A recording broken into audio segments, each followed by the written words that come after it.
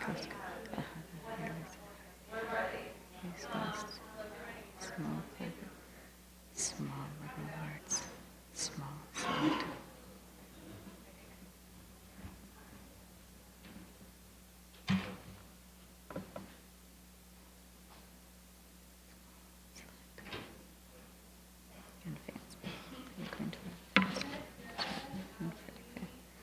And fancy, small, selective, and fancy, small, selective, and fancy. I did up that like a small. I said it was small, it was selective, and it was small, selective. Selective and pretty fancy. And fancy. And fancy is different.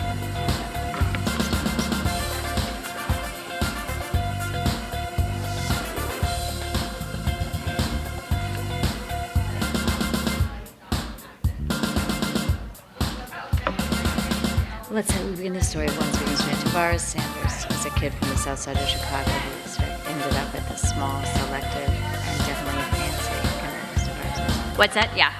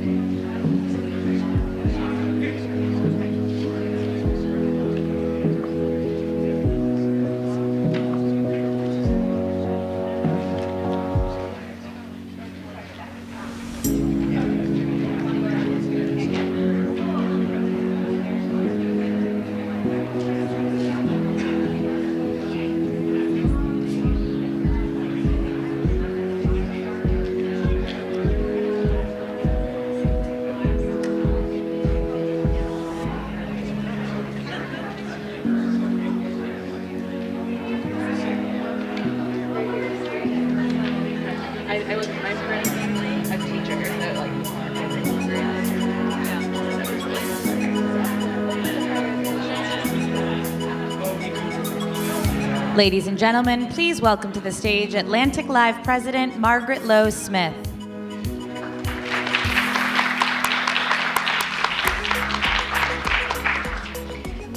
Good morning, everybody. Thank you so much for being here to day 2 of our Education Summit. We have a great morning ahead as we take a deep and wide-ranging look at higher education.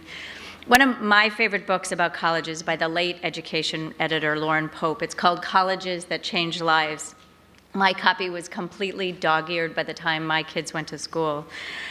He wrote, "College isn't just about the end result. It's about the means, the process, the path you take to earn your degree, whom you meet, who inspires you, and who mentors you." But only 4 in 10 people in this country end up finishing college, and today we're going to examine why that is and what it means. We'll talk about the role of community college, to the cost of the 4-year degree, to the rise of adjunct faculty, and the state of free speech on campus. Before we get rolling, I do want to thank our underwriters. They are the Walton Family Foundation, the Robert Wood Johnson Foundation, the College Board, the American Federation of Teachers, the Bill and Melinda Gates Foundation, and the Lumina Foundation. They made today possible, and we are so grateful for their support. A special thanks, too, to our colleagues at the Hechinger Report and the Chronicle of Higher Education. Some of their editors are part of our lineup, and we so appreciate their help in thinking through the substance of this summit. And of course, my thanks to George Washington University for letting us be in this beautiful theater. On a much more practical note, we have Wi-Fi. The instructions are on a card you were given at registration, too complicated to detail from the podium, but if you get stuck, don't hesitate to look for one of the members of our team. And we do hope you log on so that you can tweet. We hope to have lots of tweetable moments today. We're on Twitter at Atlantic_live. You can use the hashtag AtlanticEDU. And we really want everybody to be part of the conversation, and we're going to be taking questions after most of our sessions. With that, we should get started, and we begin with the story of one student's transition to college. Tavares Sanders is a kid from the south side of Chicago who ended up at the small, selective, and as he says, definitely fancy Connecticut college. A photographer named Jonah Markowitz befriended Tavares. Not only did Jonah become his mentor, he also captured Tavares' freshman year in a series of striking photographs. Some were published in the Chronicle of Higher Education, others in the Washington Post, and here to lead the conversation with Jonah and Tavares is my great colleague, Matt Thompson. Take it away. Thank you, Margaret. And thank all of you for joining us this morning. Thank you, Tavares. Thank you, Jonah, for being with us. So to give you some context for when I first encountered this photo essay that Jonah did. So there's a lot of conversation, increasingly, and there was over 2015, increasingly conversations about fit, about the importance of belonging, about scholars, young scholars, particularly scholars of color, coming from disadvantaged backgrounds and trying to make sure that they have a place at the institutions that can propel them into success. The importance of belonging would come to be a huge theme in coverage throughout the year, but one of the stories that really captured the texture of the struggle of what it means to fit in or not fit in at a place was this photo essay. This set of images instantly started spreading around the education coverage sphere. I saw it tweeted by every education reporter that I follow on Twitter.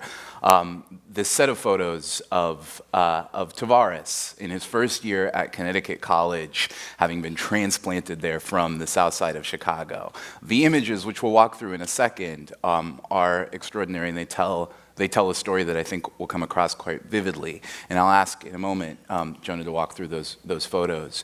But I think one thing is important to frame in where this story sits in Tavares' life. Talked about how the photo essay kind of reverberated throughout the internet and the ed reform community. But in a lot of ways, you can think of this moment. Tavares, at 14 years old, he was in juvie. He was gangbanging, fighting the works, he said, and something happened. There was a turnaround. Tavares managed to pull himself up, to end high school in the National Honor Society, 4.2 GPA, on the student council with a full ride scholarship to Connecticut College. And in the movie of Tavares's life, you would think of this as the culmination. This is where his mentor, Kim Michelson, played by Michelle Pfeiffer, the music swelling, he's succeeded, he's ended up at Connecticut.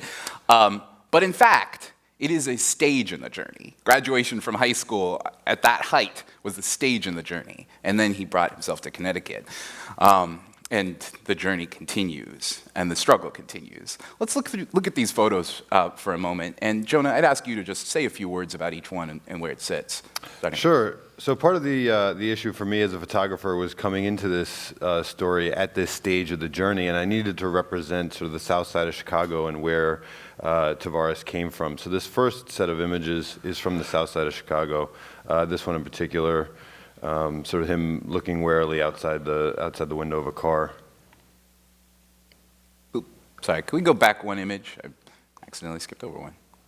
Thank you. So this is Tavares, his foster brother on the left, his cousin in the center right, and a friend of theirs outside his biological grandmother's house in the south side. And this sort of represents a little bit about the neighborhood and the relationships from which he came. One more back. Thanks. So this is Tavares's foster family. This is his foster mother in the middle, and his foster father on the top left. And Tavares will be the first person to tell you that his foster mom is a big reason why he went to college, pushing him along the way and keeping him there. And a lot of the weight of the family falls on her shoulders, and I think this image illustrates both of those things pretty well. Back one more time, thank you. So here we have Tavares walking onto campus. This is Connecticut College, juxtaposition between him and sort of the old brick. And this was taken early during his freshman year. It's not going to work, but yes, this one. So here we have part of the social struggle, the leap that he needed to make that was not, there's no roadmap for him. His high school is about 3% white, and Connecticut College is about 3% black.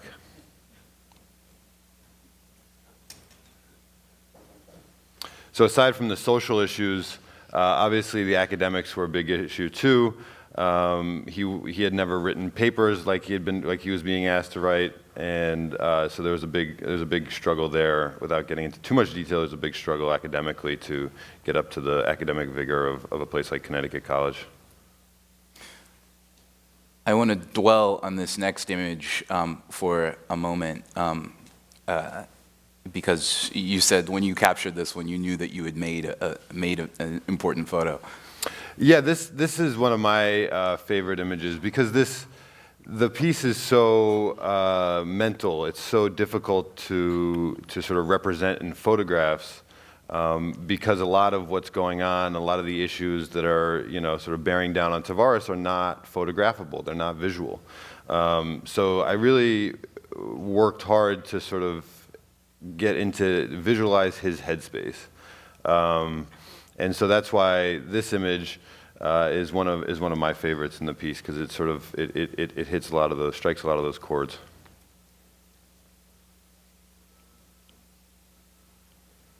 So one of the few things that Tavares has been able to take from south side of Chicago to Connecticut is dance, and it's really important to him. So dance needed to be represented, and I think this is one of the striking images of him dancing in the studio. This is from one of his Africana Studies classes, and it was one of the first times I saw him truly engaged in class, and it was a striking moment.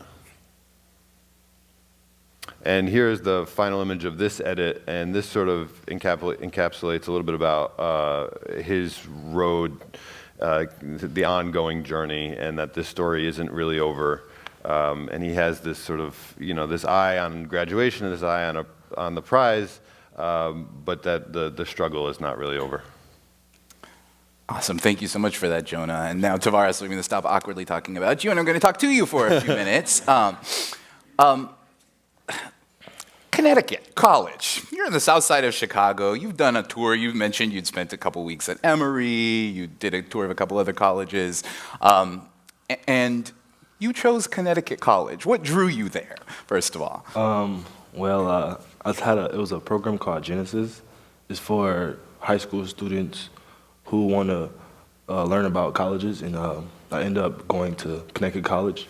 And while I was there, it was at the time an alumni reunion, and like it was mainly minorities and stuff like that. And it was showing me the academics, and it was helping me out. And it was like the people I usually be around talking to me. So I felt so comfortable, like I was able to be myself. So I'm like, yo, I love this college, yo. Just from the first experience, I'm like, I gotta go, I gotta be there. And like I applied early decision right away because I felt so comfortable at that moment, and that was what made me like pretty much stay there. Yeah. You describe in your words in the photo essay in the Chronicle of Higher Ed, you describe at one moment asking yourself the question while you're at Connecticut, like, do I belong here? And in another moment, you see a photo of you in like H&M gear and a hoodie and H&M sneakers in Chicago, asking, do I belong here? Where do you feel like you belong most? Where does that? Well, Chicago's always going to be my hometown. I can never let that go. So I definitely belong to Chicago. And when I was in Connecticut, on the other hand, I belong, but not. It's in more of a learning type process. Chicago's like the place where I get to be me, in a way. Yeah. And what has been the difference? You're now about to enter your junior year at Connecticut.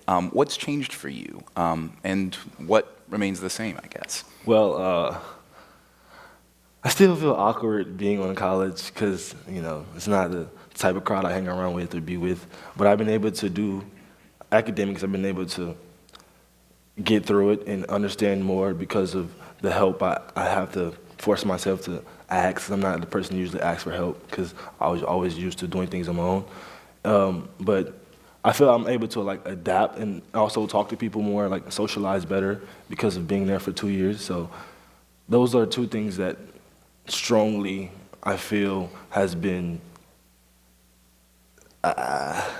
what's the word for it? Helpful while I was at the college. Yeah. You talk a lot about the people in your life. Kim Michelson, one of your mentors in Chicago. Your friend Tommy, also back in Chicago. I'm really curious, thinking about when you go back, you're coming here from Connecticut today, but you'll be back in Chicago over the summer. What do your friends think? How do they feel about the journey that you're on at the moment? Well, see, my friends, they are the type to make fun of me, be like, yo, you're in college, this and that, but they support me 100%. Like, regardless of what I do, as long as it's positive, they have my back regardless. Like, they all have their particular ways of handling things to get money and take care of their family. It might be drug dealing, it might be making rap videos or whatever, but they know, like, I'm on a different road, so they respect that. Like, as much as they make jokes and talk about it, like, they like, yo, do you make it? I want you to make it as try to reach the highest peak. They support me so much, and I respect them for that. Like you never get friends like that all the time, but like those are true people who really understand. Like, I want to do this, and they respect me for what I want to do. You mentioned in the essay a moment when you felt like you could just leave. That you considered just walking off campus. And you said that struggle is sort of ever present and probably would always be while you were at Connecticut. Do you still feel that way? And what keeps you there? Well, I can't lie, I always feel that way. It's just like, even though I'm able to adapt, I still can't be me to my full extent. I still can't speak my slang or, do certain things I do at home. But at the same time, it's a learning process. Like, I want to be able to adapt anywhere and be able to fit in any crowd. I want to be able to have sources. So if I need to do a certain thing, I'll have this type of education to back me up. Like, that's what keeps me there. That's what's making me stay there. Sources that I need in order for me to do what I want to do when I get out of college. In a few minutes, I want to go to questions from the audience, but there's one question I wanted to make sure to ask. So, there's a way, a lot of folks saw your story, they found it inspiring, that you're at this college, they're rooting for you to get your degree and succeed. But I'm curious, you clear aside everyone's expectations for you. What anyone might want for your life. And when you ask yourself what this degree might do to you, what this experience might do for you, and what you want your life to be like, what's your answer to that question? Well, besides what everybody say, I want to help people because all my life it's been a hard time not having, parents and always doing things on my own and having to build myself and to stay positive. Like, I just imagine what other people go through. Like, it's in a similar situation, but also even worse. Like, I want to help those who can't do it, like those drug dealers, those gangbangers, those 13 to 12-year-olds who live in Chicago or any other place that don't have the guidance or the sources to get to high school or to get to college. I want to be there. I want to motivate them. I want to build a program or fundraisers or anything just to feel like someone is getting help. I want to provide for people. I want to help others. That's my goal. Because even though there are people who've been in my life, such as my mom and my foster parents, some people don't have that at all. Some people just, it's hard to explain. Some people just, where I come from, some people are taught a different way. Where I used to live in the hood, some kids were just born into living and selling drugs in the streets. They were never taught to go to school or to have other plans and beyond selling drugs. So if you do something that you always know, you're going to keep doing it. And if somebody tell you, oh, you should go to high school, you should do this, you're going to be uncomfortable because you're so used to doing that particular thing. It scares you. No, I'm not going to do that. No, I'm not going to go to school. I know how to make money. I know I put this particular amount of money in my pocket.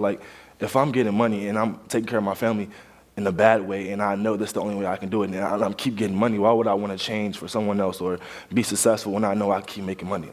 Yeah. That's my take. I want to reach out. I want to teach others, yo, you can do it. It's another way. It's a better way. It's a positive way that you can do it, pretty much. Thank you for that. We have time, I think, for the briefest question.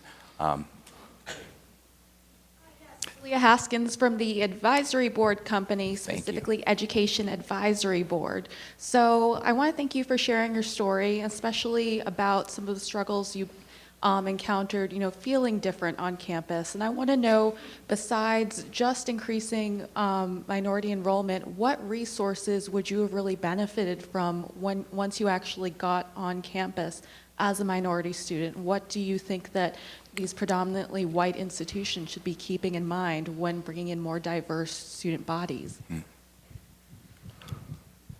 Well, I think one thing they should keep in mind is some minorities don't have the same academic level as others. So when you're in a class, you put us in a class full of, just say, 30, because my college is small. So I'm in a class full of 30, and everybody's answering these questions with all these advanced words and stuff, and I'm just sitting here whoa. And then the teacher why are you not answering questions? I'm do you see this? I don't want to look bad. I don't want to say something and then everybody looking oh, he's stupid or he doesn't really understand the topic. I just want them to know they should put that out there because I've been in so many classes and I felt so uncomfortable just sitting there and everybody's just so happy. Oh yeah, me. And I'm just saying I'm not gonna answer that question. So yeah, I want other colleges to know yo, some people how they learn is not the way. You just can't put the way this certain group learn and put another group who learns a different way into a class where it's very highly advanced and I can't answer questions or some other people feel comfortable to answer questions. I feel they should really think about that. Like, that's something they should really put into thought, because I know a lot of people in my class would be like, after class, like, yo, did you understand what they were saying? I'm like, nah, I didn't, but I was trying to. I was taking notes. Yeah, so definitely. So can I just add one? So that's academically, I think that would be great. On a social level, on a cultural level, I think we also need to change the way that we think about diversity on campus and what that diversity really represents to the school. And it's not, we need to humanize the diversity and not look at quotas and not look at it like that, and not look at the culture of diversity coming to fit a mold that we already have at a school. And instead really appreciate what it is that diversity does for a campus and what different cultures do for a campus, and foster growth that meets somewhere in the middle, and not trying to pull one sector over to the other to fit an institutional culture that we already have. Jonah, Tavares, thank you very much. Thank you. Thank all of you for the rest of the morning. Joining us now is Stephen Knapp, president of the George Washington University, and Barmak Nasirian, director of the Federal Relations and Policy Analysis at the American Association of State Colleges and Universities. Here to lead the conversation is the Chronicle of Higher Education's Eric Hoover.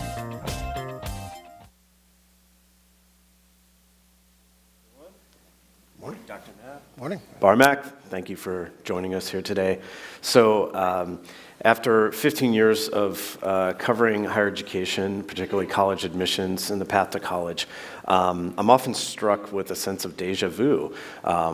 I remember a time when, amid concerns about college costs and rising tuition, all kinds of pundits said, oh, tuition's about to hit $40,000 a year, it'll never exceed that. And then it was, tuition's going to nudge up to $50,000 a year, it'll never exceed that. And then people were saying it about 60. And so I was reminded of this the other day when I was in a cab, and I was striking up a conversation with a cab driver. He's lived in Washington, D.C. his entire life. He has 3 children, and he asked what I do. And I told him, I said, well, it's not very interesting. Well, it was interesting to him. And he wanted to know, he wanted my expert opinion on why it was, in his words, that college is so expensive. And he said, and he struggled to send his 3 children to college. And he perceived that the best colleges were too expensive. They were out of reach for too many families. So again, he repeated this question to me. It's just not affordable. Why the heck is that? And we only had about 2 more blocks before he was going to drop me off. And so I said, wow. It's a longer trip necessary to give you an answer. And I gave him a cop-out answer, but I think it's also true, and that is, well, it's complicated. It's certainly complicated. And I thought we might start our discussion of college affordability this morning there. And I'd like to start with you, Barmak. You're a big picture guy. Tell us about what's driving the cost that families are asked to pay at colleges. What forces are driving cost shifting? Tell us, if you would, what you see from the plain view as you look down over higher education. Thank you for that setup. I don't know that we can answer the question any better than you did with the cab driver, but certainly there are 2 sort of macro level dynamics at work here, one of which is wage stagnation in the United States. For almost 4 decades now, wages are simply not keeping up the way they did in the immediate post-war period. And then on the other side, inflation-adjusted costs of college are going up. Within the public sector, where 70% of students access higher ed, the primary driver is cost shifting. It's disinvestment and privatization of public higher education in the form of the states elbowing what they used to cover onto the back of families. Now, within private higher education, there's a similar dynamic that Dr. Knapp will address better than I could. And Dr. Knapp, what do you see from where you sit here at a private? First of all, just pick up a couple points there. I mean, it's absolutely correct that our part of the picture is relatively small. So we're 20 to 30%, depending on how you count it, of higher education is in institutions like mine. So we're large. We're by the way, delighted to have you all here on our campus today, where this symposium is taking place. But we're a big private university, about 26,000 students, 10,000 undergraduates. But we're still a small part of the picture. And what's I think interesting about the media focus is often on the cost of going to a place like Harvard, and it's ignoring the much larger picture. So just to give you a sense of how dramatic that difference is, since 2000, net tuition, in other words, the amount of tuition that's left over after what's returned as student aid, financial aid to support students, which in our case is about $200 million a year at presently, what's left, that net tuition since 2000 at private institutions has grown by 17% since 2000. In public institutions, it's grown by 136%. So it's like an eightfold difference. And that's what I think is creating a lot of the anxiety. And that, as far as I can tell, is largely the result of defunding of public institutions by the states. I actually think that's a national crisis. And I think it often gets obscured when it's conflated with what happens at elite institutions which do have ample resources that they can return in student aid. What we really need to be focusing on is our public institutions, and that's from community colleges all the way on up.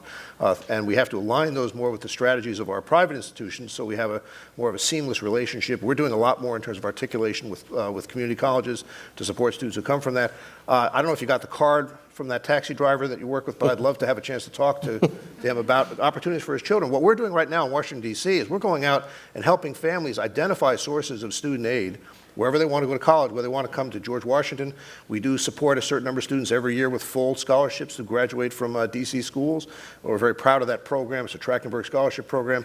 We're part of the Posse Foundation and what they're doing to bring cohorts of low-income, minority, first-time college-going families. So we're doing a lot to address affordability in our institutions. But again, it's a relatively small part of the picture. We also have fixed tuition as an institution, so you don't pay more after your first year until you graduate. We find that lower income families in particular really appreciate the stability and the certainty that provides for them. But the national picture is pretty shocking, and I'll just give you one statistic, the one that really struck me. I went to the summit that President Obama invited a number of university presidents and college presidents to attend back in January 2014. And what really struck me out of that summit was this following statistic, that if you're in the bottom quartile of income, but the top quartile of academic achievement, and you compare that group of students with the students who are at the top quartile of income, but the bottom quartile in academic achievement, they have about an equal chance of graduating, roughly 50%. So that's a shocking realization. That tells us we've got a real economic challenge for those families to be able to realize the opportunities that college makes available to them. But unless we can get a handle on our public education financing, we're not going to be able to fix that problem. Dr. Knapp, I'm interested in what you said about your outreach locally. Can you talk to me a little bit more about what it means to go out into the community, to go out into the city or the surrounding D.C. region and talk about opportunities, to talk about financing college, to talk about saving for college? So my favorite day every year is when I go to, in this past March, I went to 8 different schools to surprise 10 students in those schools with full scholarships to George Washington. And what always amazed me about that experience is not how moved those students and their families are. The students are surprised, their families know in advance. We kind of hold them in the wings. I come in accompanied by the Dean of Admissions and our somewhat scary mascot, so they sort of know what's going on. And then I open the envelope and read the name of the student, and it's often a kind of tearful moment. But what's always amazing about it is how enthusiastic all the other members of the class are about the opportunity that's been opened up for one of their classmates. And the reason we do that is to get the message out there that there are resources, there are ways to have access to those resources at institutions like ours, but at many others. But families who have no previous experience going to college need some help in understanding where those opportunities are, how they can even fill out the forms. We actually go out and help into the communities and help people fill out their financial aid forms, and we invite them to workshops on our campus to help do that. It's one of the things we pledged that we were going to get more actively involved in after we went to that summit that the president invited us to back in 2014. Okay, thank you.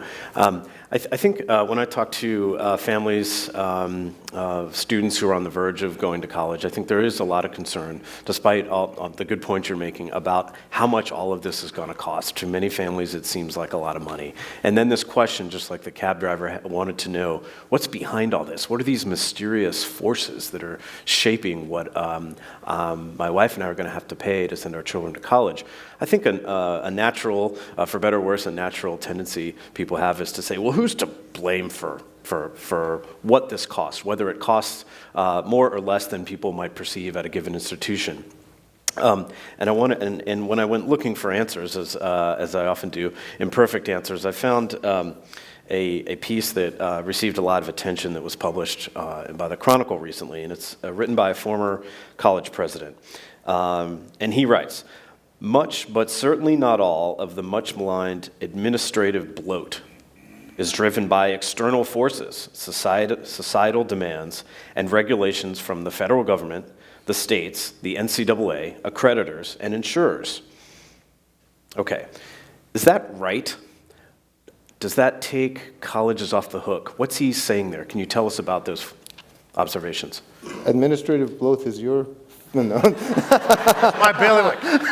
Yeah. So look, I would say there's several factors. There's no question that, what people are fond of calling unfunded mandates are a reality, right? Because every time we have a reauthorization of the Higher Education Act, which is going to have to happen sometime before too long, there are additional layers of requirements that are added that require us to hire staff who can just file reports. The last time around, we had to create an office to report on fire damage in residence halls so that families would know in advance what the likelihood of having fire damage to their property might be if they came to our university. So we had crime reporting before that, now we have fire reporting. We have to do things like, create a system for letting students know in advance how much books are going to cost the following year. I mean, each one of these things is well-intentioned, and you can understand the rationale for it, but every time you do one of those things, you add to it. There's been a great deal of anxiety, as you know, well-justified about sexual assault. That's required all college universities to add to their staff. We have expanded our staff of people handling sexual assault complaints, and I actually think that's an important initiative, but the money's got to come from somewhere, right? So there's no question that these compliance requirements are part of the picture, but another part of the picture is competition, frankly. Yeah. And unfortunately, the U.S. News and World Report plays a significant and I think often underestimated role in this, because U.S. News ranks institutions by their wealth, namely how much they spend on students, and that's measured in a variety of different ways. And if you look at the rankings of institutions in U.S. News, it almost directly corresponds with the size of their endowments, which is not surprising because you get credit for the number of small classes you teach, so having a smaller student-faculty ratio. There's no evidence that that's a better pedagogical model than other models, but nevertheless, that's what you get credit for. And I've actually talked to Brian Kelly, who's the editor of the U.S. News, about this, and just said you're rewarding an industry for being inefficient, right? The more inefficient you are, the higher your scores are, and I think that's a problem. But I think the other, and probably the most difficult problem we have to address, is the lack of productivity gains in education in general as a result of technology. So if you went to a car factory 100 years ago versus today, it would be a totally different entity. You'd have a lot more workers, and now you've got more robots, and that transition has not happened in education. People have held out hope for years that somehow technology would be kind of the magic bullet for this thing, and if we just got computers. So far what computers have added is cost. They've added quality, but they've also added cost. They haven't subtracted cost because you still have the same number of people grading the same number of papers. We're a labor-intensive industry. We've not gotten productivity gains, and that's why there's a difference between the overall rate of inflation and the rate of inflation in higher education. We may be able to solve that, but I'm telling you, no one has figured out how to do it yet. There are a lot of competing ideas out there. We're working on it. We have a partnership with a company called K-12, creating an online high school, and we did that in part so we could study the pedagogy and understand how that model works. A lot of institutions are working on it, but nobody's got the answer yet. So, Barmac, we've heard a lot in recent years, in particular, about would-be saviors. Saviors who can come in and make things better for colleges and students alike. And that includes perhaps making things more affordable. So Dr. Knapp has started us down the road of thinking about that potential and how it may be more complicated than we might want our would-be saviors to be. Technology can save higher ed and reduce costs to everyone. Your view of that belief? Well, it hasn't panned out to date. Those of us who were around in the late 90s recall how distance ed, which was quite nascent back then in higher ed, was supposed to save us all. Everybody would attend Harvard free and it would be beautiful. That didn't happen.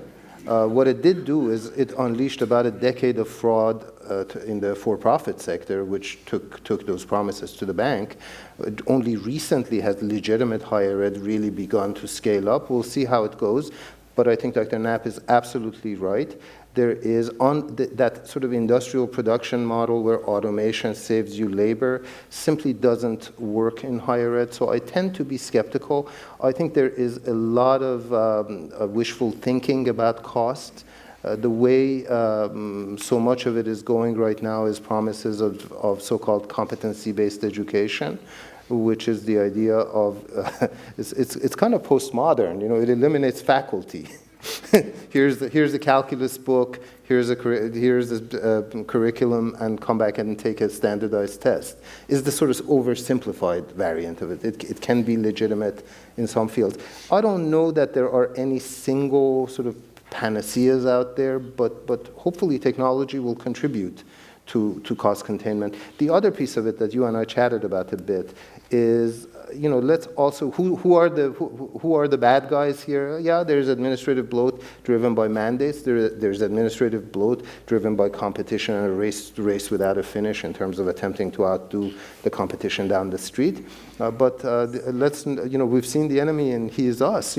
Students and parents need to also own some of this because there is an amenities race going on in higher ed. People judge institutions by what they see, not by the ephemeral stuff, which is the learning that happens in the classroom. And let's be candid. A lot of this tuition inflation would not be tenable without the path of least resistance that federal financing and student loans have created. So I'd like to ask you about that, Barmak, because you're hitting on something I think very important there. It's a cauldron of factors, and one of them surely is the wishes and desires of some students, what they want out of a college experience, what they want the college to provide for them, what they want in some cases is prestige, and they're willing to pay for it. Recently, I sit in a cubicle in Foggy Bottom all day, most of the time. I crowdsourced a few questions from smart people who I would call the best observers of this process on the front lines of the admissions landscape, and those would be high school counselors. And I asked, what should I ask these smart people I'll be talking to today? And so quickly, I want to read you her quote and ask you both to respond. She said, "It seems clear that many colleges have been able to keep growing, expanding, adding, raising costs, and charging more, in large part because they know families have access to federal aid and that they're willing, more often than not, to take out gobs and gobs of loans, even loans they shouldn't. So there's less incentive, maybe, for colleges to remain affordable, to restrain themselves. That just seems wrong." Is she onto something? It sounds like you think yes. Absolutely, absolutely. In a perfect world, federal policy would want as Spartan a higher ed system to be as broadly available as possible before it begins to underwrite nice-to-have items that end up being debt-financed. We don't have that kind of a system. If somebody presses me to answer what is the mechanism for price discipline in the financing system we now have, the only thing I could point at is the individual judgments of families and students. And unfortunately, students tend to have a very high discount rate. They vastly overestimate future earnings and they vastly underestimate the pain of repayment, which means, that on the supply side, we have fewer breaks on the system. Dr. Knapp, we got about a minute, and then yeah, we'll ask questions. So we don't make our decisions about tuition based on our sense that loans are available. We want to cut back on the indebtedness of our students because we want them to be able to choose whatever careers they have a passion for pursuing, and it's harder for them to do that if they're worrying about debt. So what have we done? So I've been a president now for 9 years in a row. I've set tuitions now. They've all been at or below 3% because I've tried to moderate the growth of tuition. That's a little above. It's probably below higher education inflation rates, but it's a little above, cost of living, considered across the board. We have the fixed tuition that I mentioned, so that you don't pay more after your first year. That takes down the cost substantially. And we're trying to provide more and more scholarship aid, and we're doing that partly by having a campaign to raise more scholarship funds. So we're not counting on those loans. We want to reduce dependence on loans, and that doesn't solve the federal policy question that Barmak is focusing on. But I'm just telling you, it's not driving our decisions that we're relying on the cushion of federal loans to kind of make it possible to have our tuitions. We're trying to moderate that. We're trying to get our students out of the loan conditions so that they can pursue their dreams. All right. Questions from the audience, tomatoes from the audience. Jeff Salingo, author and writer about higher education. One of the things that's always amazed me is that there's little connection between quality and cost in higher education. In other words, we have low quality institutions that charge a lot of money. So who should be responsible for either putting those institutions out of business, finally, or reducing or somehow improving their quality or reducing their cost? Is there a role for government agencies or anybody else to do something about that? The theory is that accreditors are primarily responsible. You know, I don't want a system in which elected officials or civil servants make those kinds of calls. That's the way it's done in the rest of the world. I don't know. It doesn't strike me as a particularly promising path. But the truth is that accreditors have not been particularly vigilant. I think the observation Jeff makes is absolutely right. So I would argue there are really two mechanisms. One of them is upfront gatekeeping, substantive gatekeeping by accreditors. And the second mechanism is to make sure that there is some financial consequences to bad actors. The only thing I'd add is I think we're going through our middle states accreditation process right now. We've just started. It happens every 10 years. And what I will say is I've been involved in these. I chaired one for another university, a review team. There is a very strong and increasing focus on outcomes indications. In other words, making sure that that the educational gains you're claiming to make are actually being made in the, and that's happening across our professional schools, which every year ratchet up those requirements. It took a while to get faculty to make the switch from thinking that their grades alone were sufficient. In other words, I know what I want my students to do. I'm going to read their papers and tell them how well they've done. But then the conceptual shift that had to be made was in the direction of saying, no, we still have to have a measure that your goals are actually accomplishing what you think they're accomplishing and that your measurements are actually the right measurements. That's now part of the accreditation process, and those requirements are being more and more strictly enforced every single time I go through one of these cycles, which I've done multiple times. Good morning. I'm Patrick Lenham from George Mason University.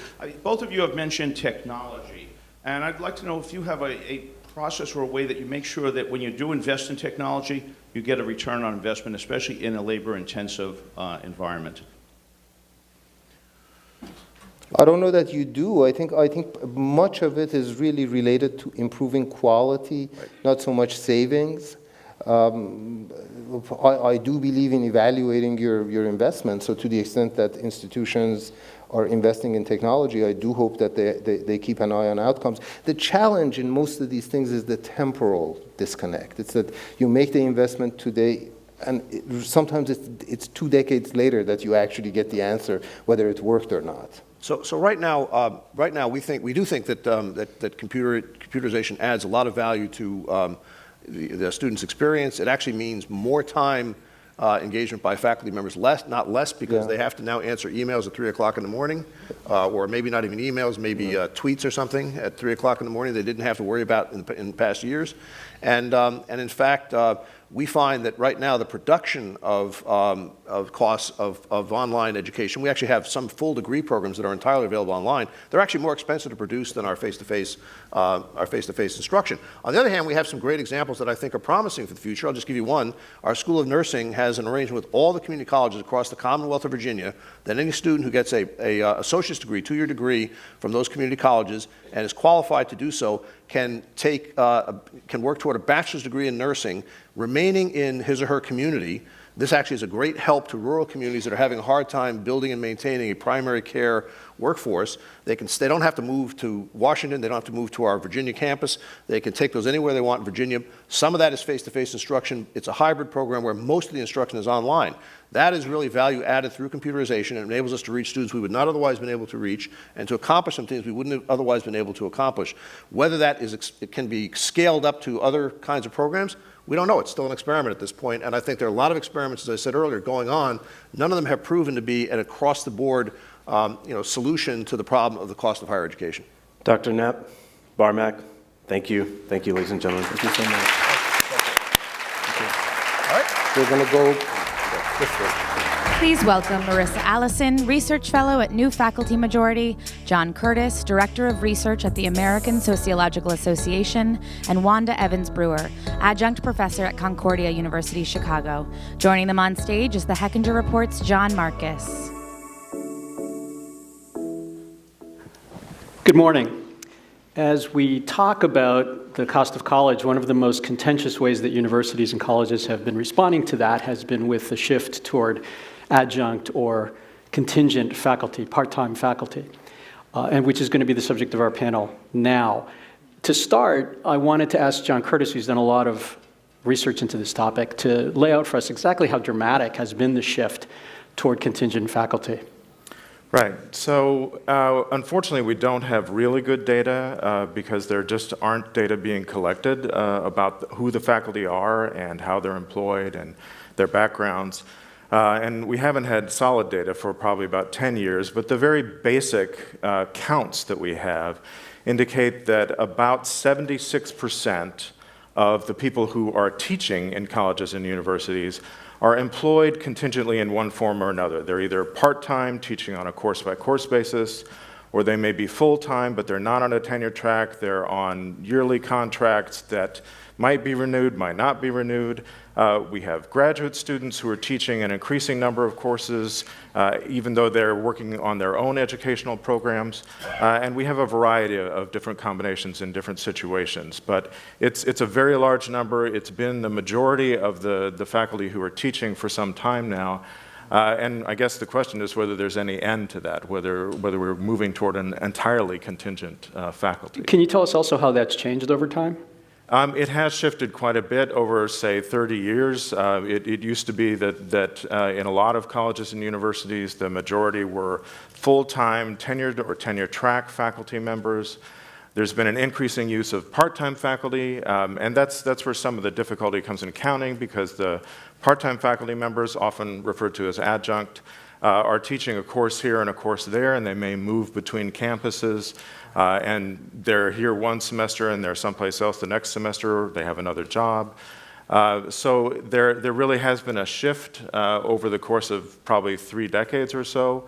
And as I say, it's really just a question of whether it's going to keep going in that direction or whether that's even possible. So it's a big topic and we have a short amount of time, but does this shift diminish or, for that matter, improve the student experience? How's the student experience affected, if I could ask all of you to? Sure. So one of the things that research is finding is that students are disproportionately affected negatively. And it's not because of the quality of teaching that's happening amongst the adjunct and contingent faculty population. So the research that has been coming out of the Delphi project with Adriana Kazar has been really groundbreaking in that extent that we find that students oftentimes some of their favorite professors are adjunct faculty. They tend to be the most beloved on campuses, but it's specifically because of the working conditions that these faculty face that their students are affected. So just as an example, at the New Faculty Majority, we've done a good amount of research that has found that non-tenure track faculty, especially those that are hired on a course-by-course basis, will be hired at the last minute. In our latest survey, we found that around 33% of them are hired with less than 2 weeks to prepare. So this is definitely going to affect the classroom experience of students. Wanda, you're out there in the trenches. Tell us about that. What it creates is academics on welfare.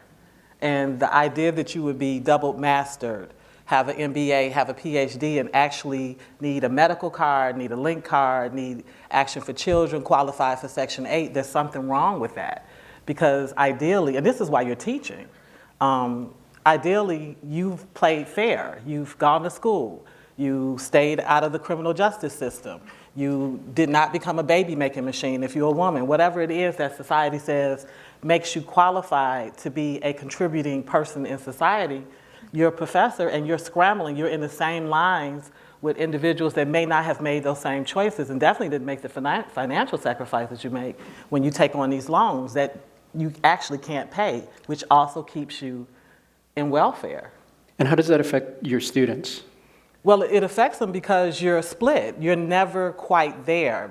There's a sense of scrambling between, like many adjuncts scramble between universities. So you're teaching at multiple universities to try to make ends meet. You're stressed about childcare, so you can't completely instruct. Ideally, you want to get to the campus early. You want to do, it's just stuff that you do when you're preparing and you want the class to be successful. You don't necessarily have the time for it. And because you're contingent, they're not giving you an office hours, that kind of luxury, because they don't have to. Marissa, tell us a little bit about what the new faculty majority is trying to accomplish. So the New Faculty Majority is a research and advocacy organization. It's a grassroots movement that is built up by contingent faculty members. And we're really trying to bring these issues to light in the U.S. I think some of the biggest problems that we see is that as universities have moved towards this idea of creating a diversity of the student population, that we're not seeing that necessarily reflected in the faculty. When we see that women and minorities are found in the lowest tiers of the faculty, oftentimes the work that they do, for instance, is going to just be distributing knowledge as opposed to producing knowledge, which was seen historically as a job that faculty are supposed to do. And so what ends up happening is that we have an entire generation of people who are in these lower tiers who aren't producing the knowledge for the next generation. And that really does create a problem in terms of a diversity of knowledge.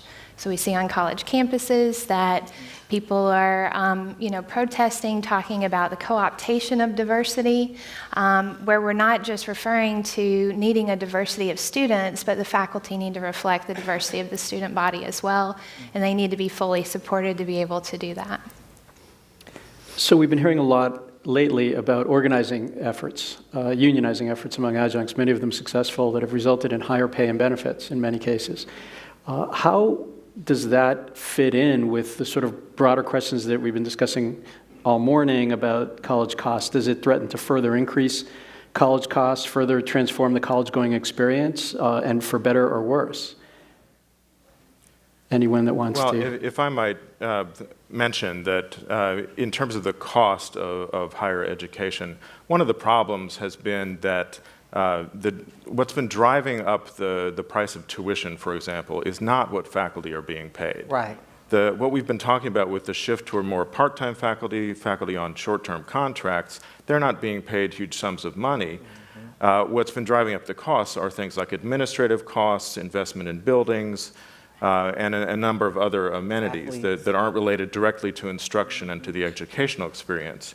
So while paying people decent wages might mean that there are more costs to instruction, what we really need to see is a shifting of the cost so that the priority in colleges and universities really is on the instructional program. But given that we haven't seen a shifting of the cost, given that we've continued to see increased numbers of administrators at very, very well paid, increased numbers of construction cranes on campuses building shiny new buildings, will the increased cost of adjuncts, of contingent faculty, have an impact, have a further impact on costs that are already escalating? I'm gonna say no, and some of it is, I'm just looking at my own salary with Concordia, and I'm gonna be transparent because I'm gonna tell you the truth. I want you to know the truth. What I get paid is $2,700 per course that gets paid in 8 weeks, and you don't get that until the end of 8 weeks, okay? So there's no medical, there's no transportation, so really, a course, to sign up for a course is about $2,300 for a student. So one student has paid for me. That's what it amounts to. But in order for it to be considered a full course, they want to see 4 or 5 students. This is grad school. We want at least 5 students. So no, it's not going to cost them anything more to give me an addition. You understand? Like, right. Yeah, it's a lot of slickery. Okay, then the other piece is they'll give you one class for every class that you teach. Okay, but if I have a PhD, if anybody in here work for a doctorate, you know you don't want another class for a while, right? All right. So it's really a tax write-off for them. If I take the class, it's a tax write-off. So they've structured it to make it seem like we're greedy because we're saying, pay us more, when in fact, no, we're exposing your trickery. No, it's not going to cost them any more to be decent to us. And the provost and the dean and the president are making, just triple-digit income. And then you'll all of a sudden see a beautiful pool show up.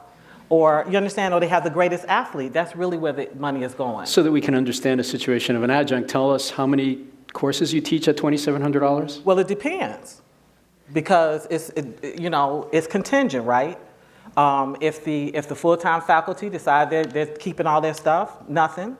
So you can go through a mean drought where you don't get any courses, then you'll get 2 or 3 courses. That's part of why you're in poverty, because there's no continuity to any of it.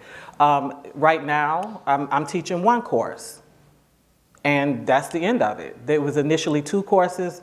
Last minute, they'll take the courses away, and I mean literally, like within 48 hours of the course supposedly starting, you get notice the course is closed. So any plans you have for living is taken away. To play devil's advocate, this does give universities and colleges some flexibility, who otherwise would be kind of saddled with lots of tenure-track faculty, often teaching subjects no one's taking. So is there a sort of a business strategy in favor of contingent faculty that suggests that this is one way that universities are practically addressing cost? John? I've been hearing the flexibility argument for a long time. I refer to it as the F word.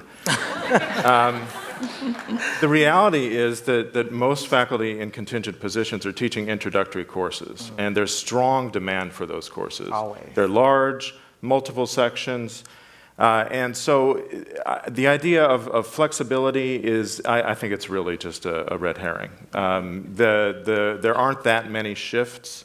Yes, we need to have better supported instructors teaching throughout the curriculum, but the kind of flexibility that's used as a justification for the current situation, it just doesn't need to be there. So is the goal here, Marissa, to shift contingent faculty into tenure-track positions, or to treat them better and live with a world in which faculty are divided among contingent and full-time? What do we want to see? Yeah, I think that there are a lot of different sort of endpoints that different organizations and unions and places that are going for. Ultimately, what we say at the New Faculty Majority is that we should have parity to other faculty members. Right. Unfortunately, if we move to a model of pure full-time employment on the tenure track, there's going to be a lot of people who aren't going to be able to take those positions. Especially in my own research, I found lots of women who are in the sort of sandwich generation of caring for children and caring for their parents, and they may not necessarily be able to commit to a full-time position. Also, we might potentially lose people such as yourself. You're an adjunct at Boston University, correct? Boston College. Boston College, yeah.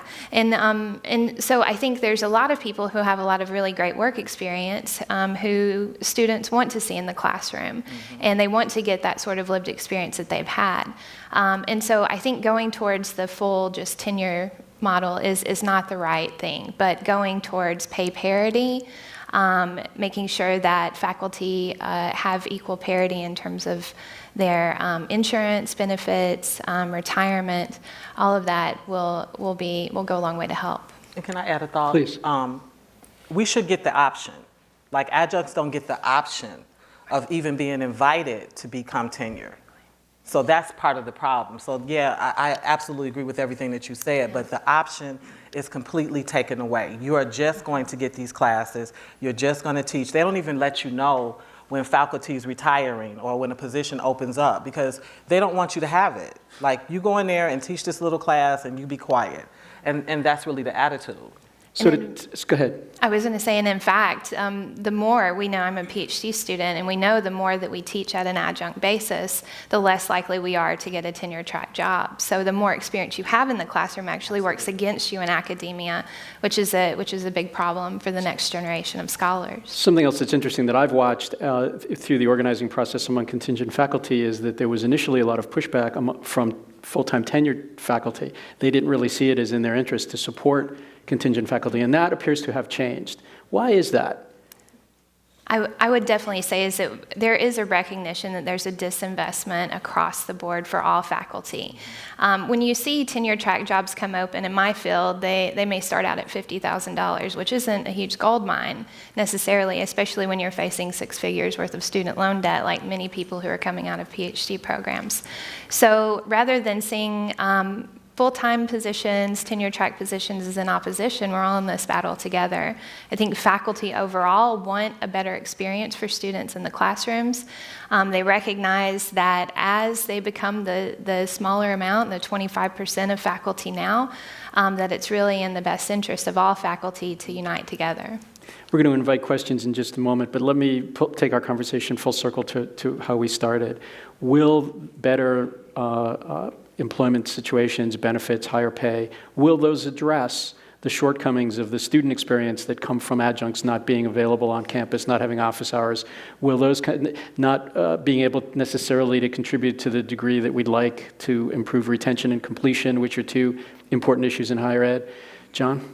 As a matter of fact, I was actually just working on an article to be published in a journal later in the year that makes that connection. There's lots and lots of literature in the educational research on the fact that it's really the interaction between students and faculty members, and actually the interaction outside of the classroom, that really provides the support that students need, the encouragement that students need to succeed, to pursue whatever their educational program is. So we need faculty who are supported, who have security, who have offices, who don't have to meet with students in the cafeteria or in their cars, and who know that they're going to be around for a while so that they can actually develop a relationship with those students and provide the kind of mentoring and role modeling that they really they're certainly capable of and need to be supported to provide. And the universities need to respect the systems that they put in place. So why do evaluations after each course to ignore the evaluation? So oftentimes the adjuncts are getting phenomenal evaluations because it's, you know, I'm talking to faculty, you got a PhD, I got a PhD. We're not having a Beat Street dance-off. You know what I'm saying? Like, we're equally professionals. But, you know, okay, in the evaluations, you know what the students have to say about you. But they ignore the adjuncts evaluation so that there's no opportunity to say, have even a different dialogue about any of it. Are there questions? Here. Thank you. My name is Dr. Tom Wamala from Baltimore City Community College. I've been an adjunct faculty for 10 years. I do appreciate the comments, but I have one observation. As an adjunct faculty, we do not get the opportunity like going to professional conferences, writing proposals, and also being able to be considered for tenure. I've been an associate professor for almost 8 years. I should be a professor by now, but there's no system in place to really give us that opportunity. The other thing that I've observed, the students care to work with the adjunct faculty.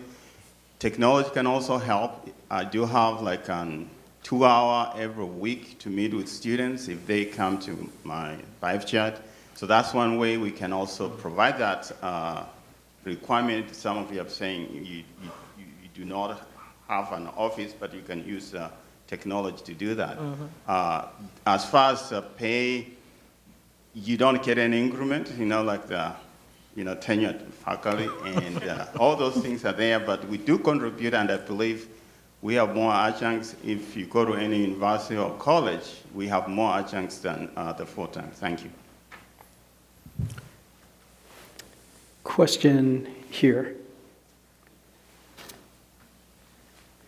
Good morning. Okay. Hi, Dina Durazio with the National League of Cities. I'm also an adjunct at Drexel University, not in DC. My question is around workforce. So is that a discussion that's happening?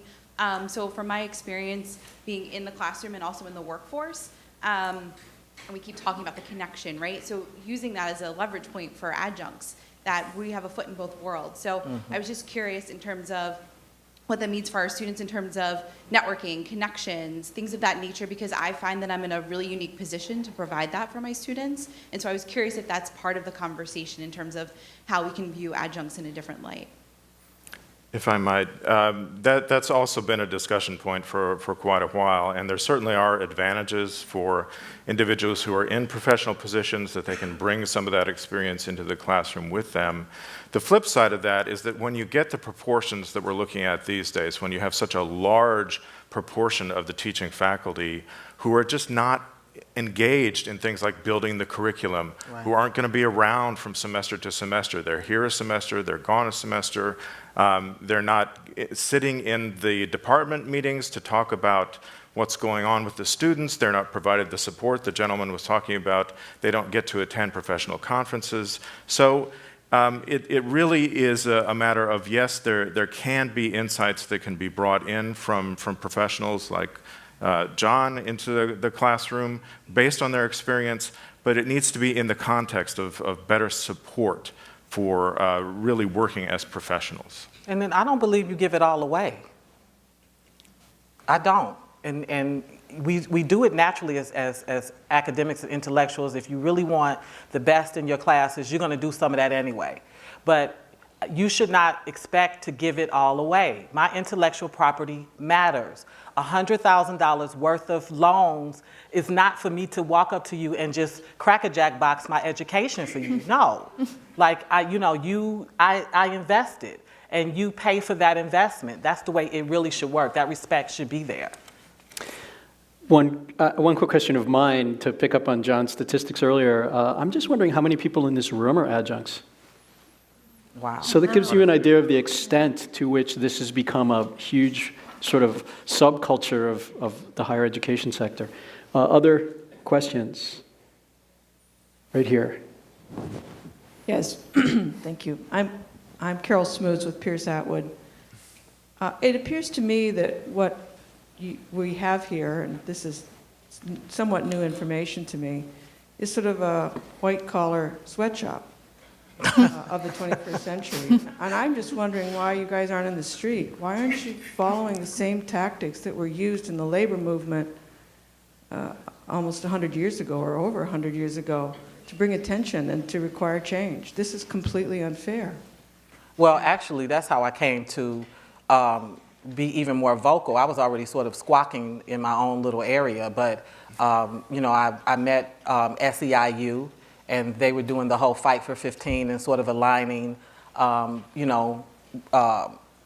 whole food industry with what was happening with academics and asking for higher pay. So some of what you're talking about actually is going on and has made a difference in terms of unionizing or at least being able to do some sort of negotiating at a table. But I also want you to understand, like, academics, we're corny, we're lames, we're in our own little worlds, we're dreaming of how to change the atmosphere and writing, and they just got the biggest sucker ever. We don't come together, and I'm just saying, we don't. Like, it's not natural for us to come together and march. We're too busy working on the next project and understand, like, we're the forward thinkers, we're moving and shaking, and so they took advantage of that. But you're right.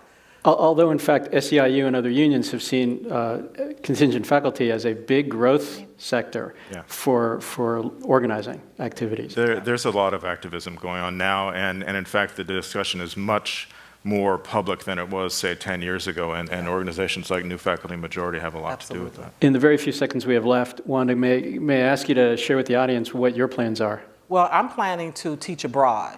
They did this little mini documentary, and from that, some people reached out to me from Africa and actually from Europe, and they said, sis, they're playing with you.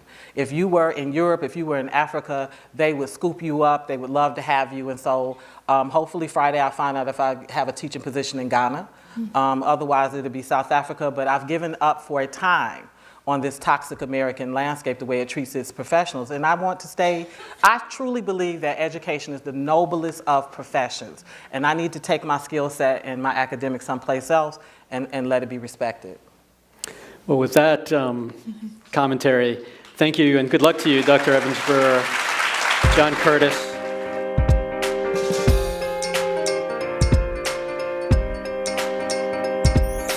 Please welcome to the stage Virginia Tech professor Mark Edwards and the Atlantic's Ross Anderson.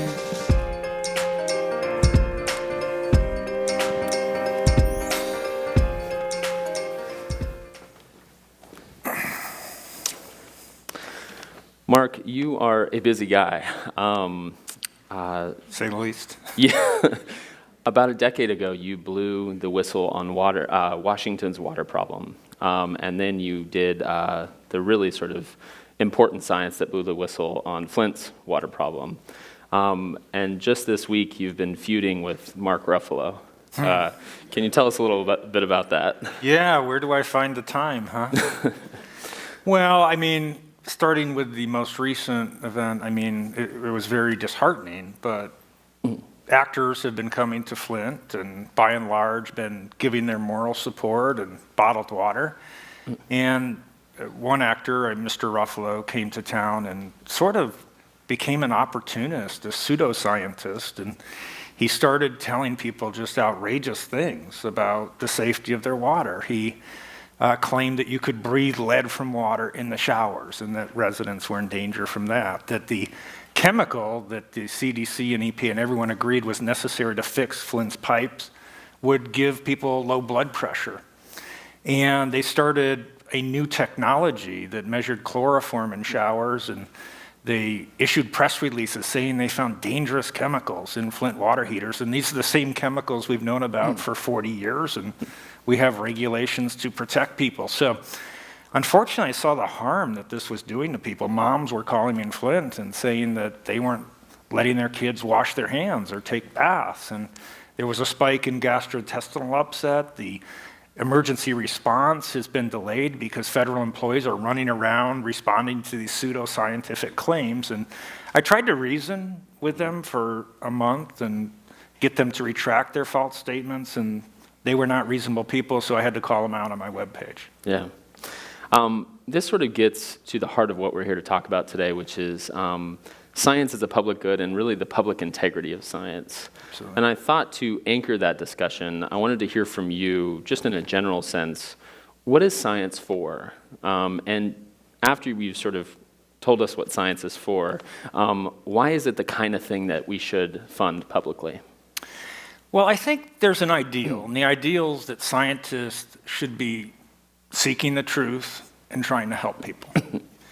And to the extent we get away from that ideal, to the extent that science becomes more and more about us, about fame, about publications, about funding, about advancing the policies of our institution, that we're really on dangerous ground.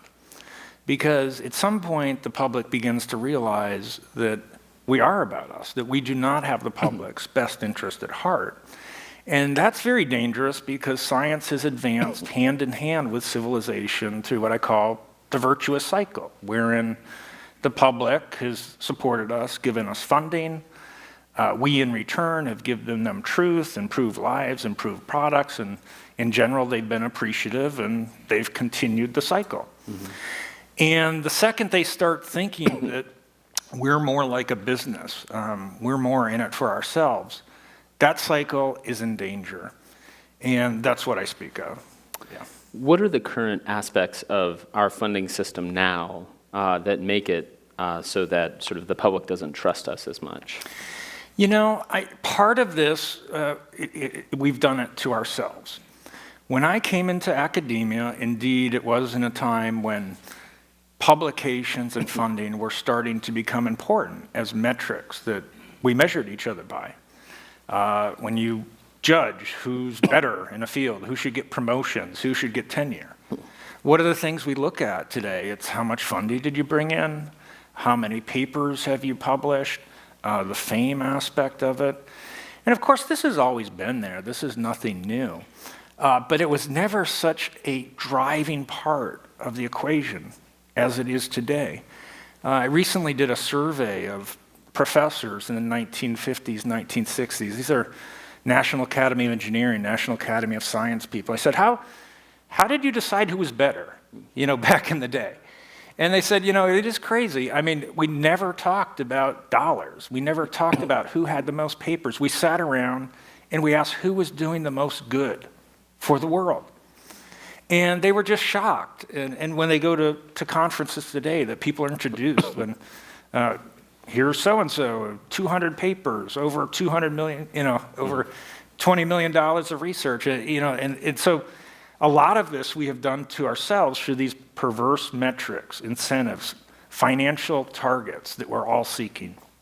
Are there better metrics that you can think? I mean, it sounds like you're describing really a qualitative system. When people sort of sit in a room and say, you know, hey, that guy's good or that woman's good, you could also see how a sort of informal system like that could allow corruption and cronyism to develop. Oh, you know, absolutely. I mean, I understand the appeal of a formula. You put in a number of papers, financial, you know, how much you're bringing into the school, how many awards you got, crank it out, get a number, and then rank people.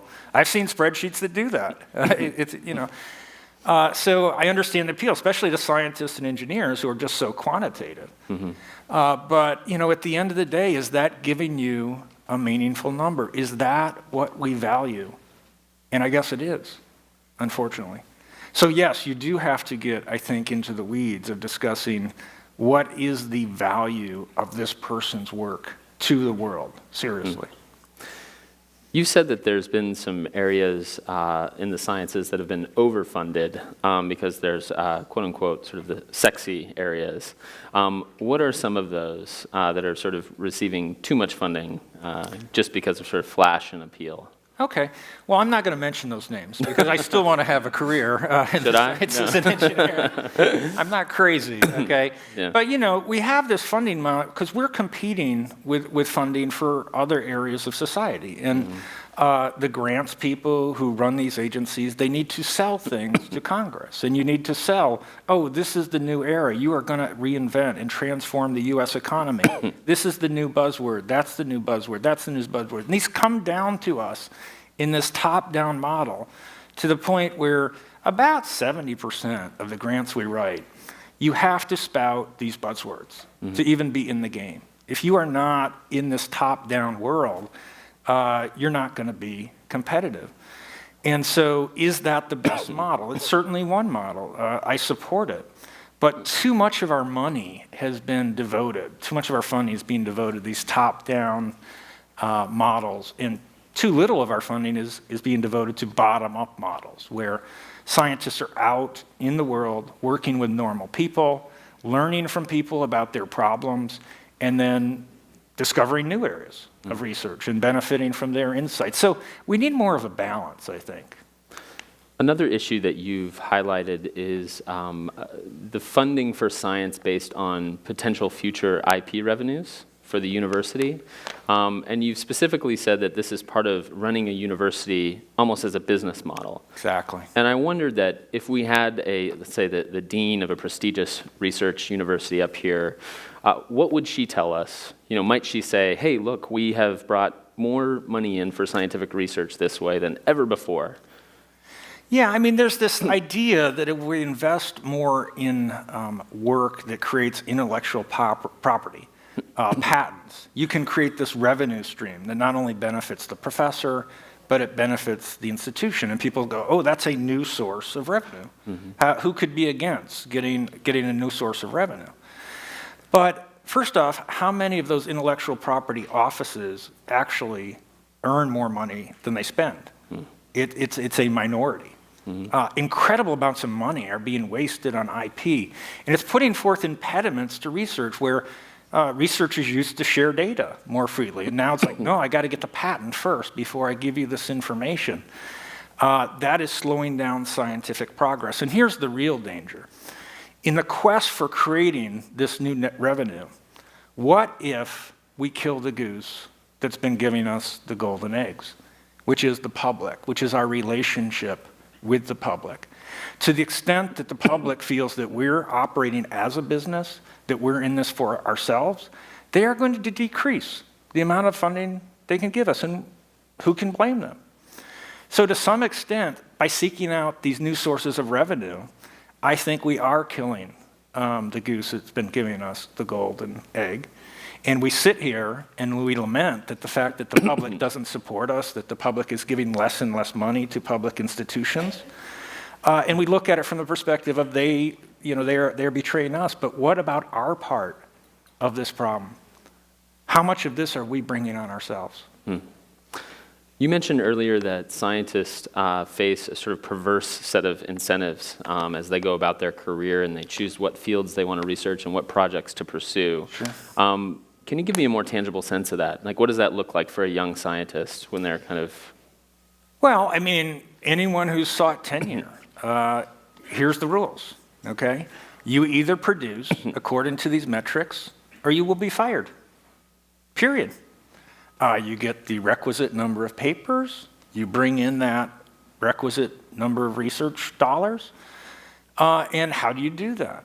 You have to go to the top-down model. You have to go where the money is. You have to play the game. So to some extent, this system has really had, just very adverse effects, I think, on academia. In some ways, it makes professors cowards. We have all this academic freedom in this country. We have tenure as professors, but we are the last people on the planet to exercise that freedom. It really is incredible. In my work, where I confronted government funding agencies, professors just look at me like, are you crazy? You are committing career suicide. No professor speaks out against a potential funding agency, no matter how egregious their behavior.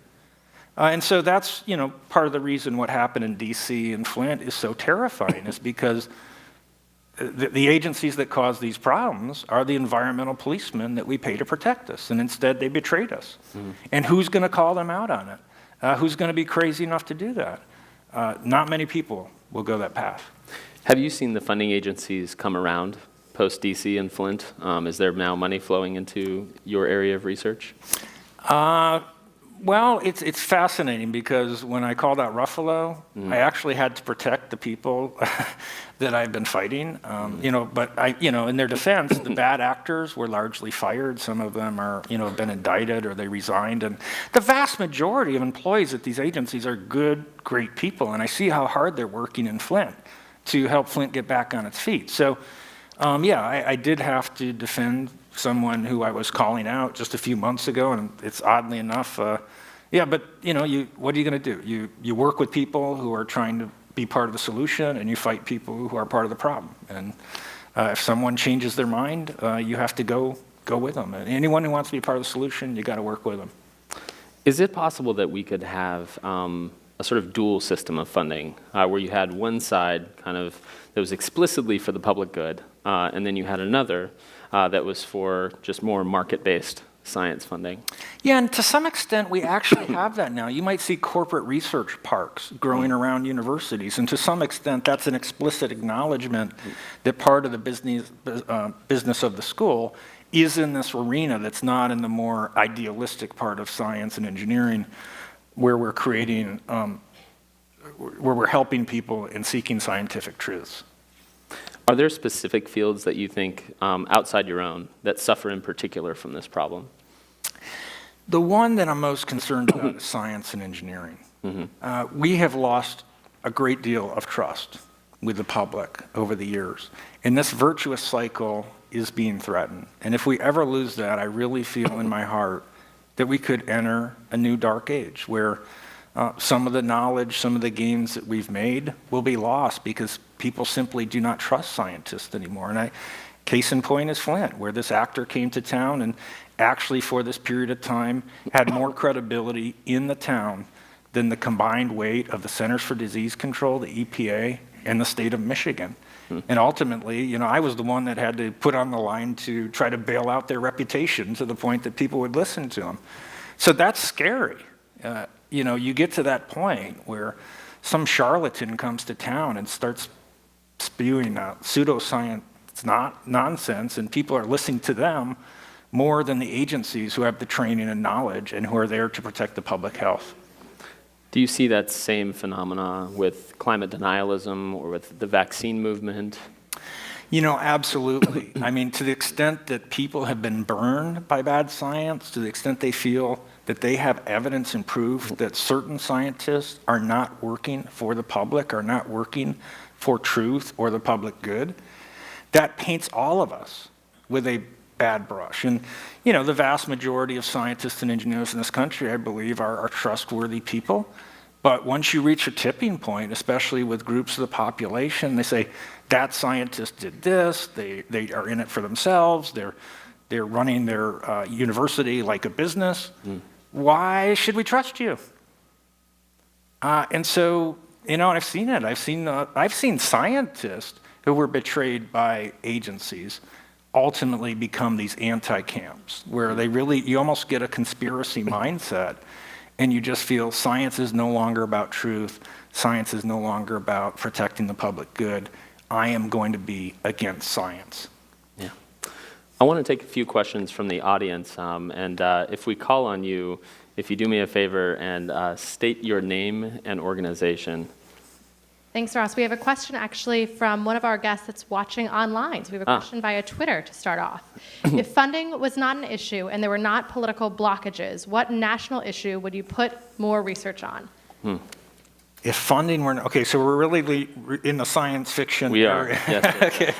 Whoa, haven't been there for a while. Yeah.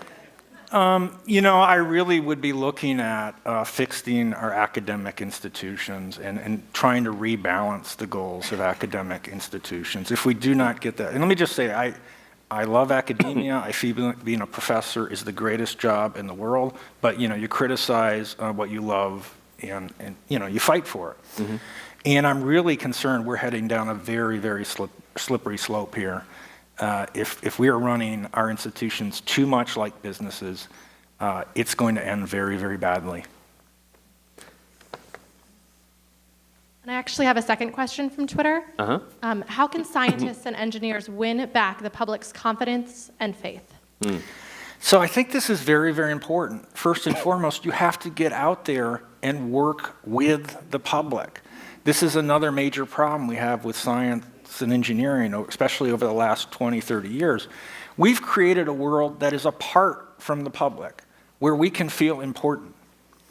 And it's less and less common for scientists and engineers to work out with the public and do this bottom-up science that used to be the great model that back in the day led scientists and engineers to be the leaders, social leaders of the generation. So we need to get out of our little ivory tower and get out in the real world, and we need to be trustworthy. And I'll tell you, it's not that easy to be an ethical scientist and engineer in this day and age. These perverse incentives push you to come up to the line, if not cross the line. And so we have to be very, very careful that we are trustworthy ourselves, that these perverse incentives do not make us work against the interests of the public at any time. We're right there. I'm Mitzi Wertheim with the Naval Postgraduate School. How would you redesign the academic incentive system? I watch, for example, folks I know that have tenure, and they're now in their 80s, and they're not retiring, so young people can't even get into those tenure tracks. Yeah. My question is, what's the new design? What should it look like? Well, we definitely have to decrease the weighting of these quantitative metrics. There's a famous law called Goodhart's Law that says once you have a quantitative metric, it ceases to be useful because people make it a target. If what you have is a system that says, here's your number of papers, and here's your number of times you've been cited, or you have an H index, which we have now, for example, people start to plot and target how they can increase their H index. That's what people do, okay? We respond to incentives. So we have to de-emphasize these quantitative metrics. We've seen it with the US News rankings. I mean, many universities have been caught cheating to inflate their scores on the US News rankings. Some leadership at universities have made it a publicly stated goal. We will move up in the US News rankings. And they have done so. They've been very, very successful. And other people look at that and say, oh, how'd they do that? We have to do that too. So these quantitative metrics, they sound good, but Goodhart's Law comes into play. Once they become a target, they cease to become useful. Okay, I think we have time for one more quick question. This one over here. Oh, right here. Yes. Yeah.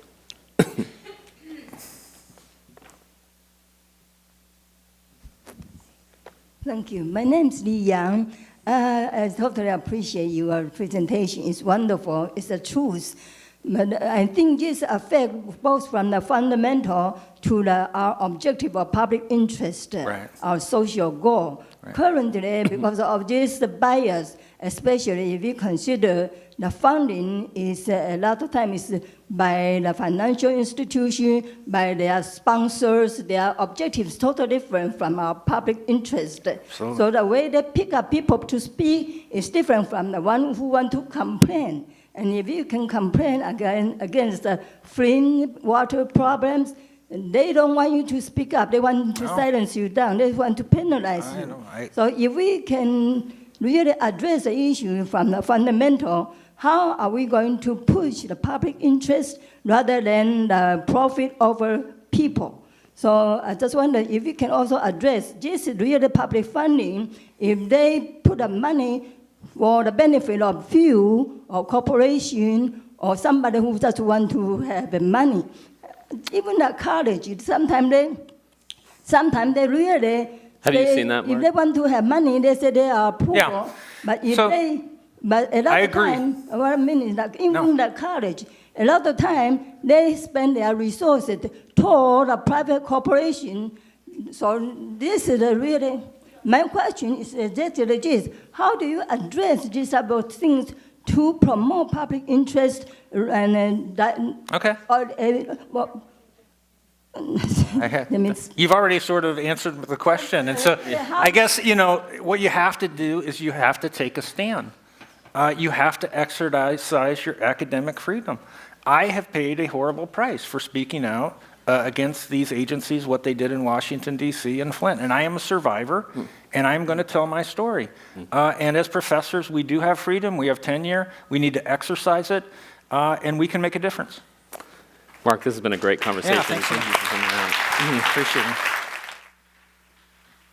Please welcome our Next America panel, Michelle Cooper, President of the Institute for Higher Education Policy, Wayne Frederick, President of Howard University, Timothy Rennick, Vice Provost of Georgia State University, and Cecily Salvador, an incoming student at George Mason University.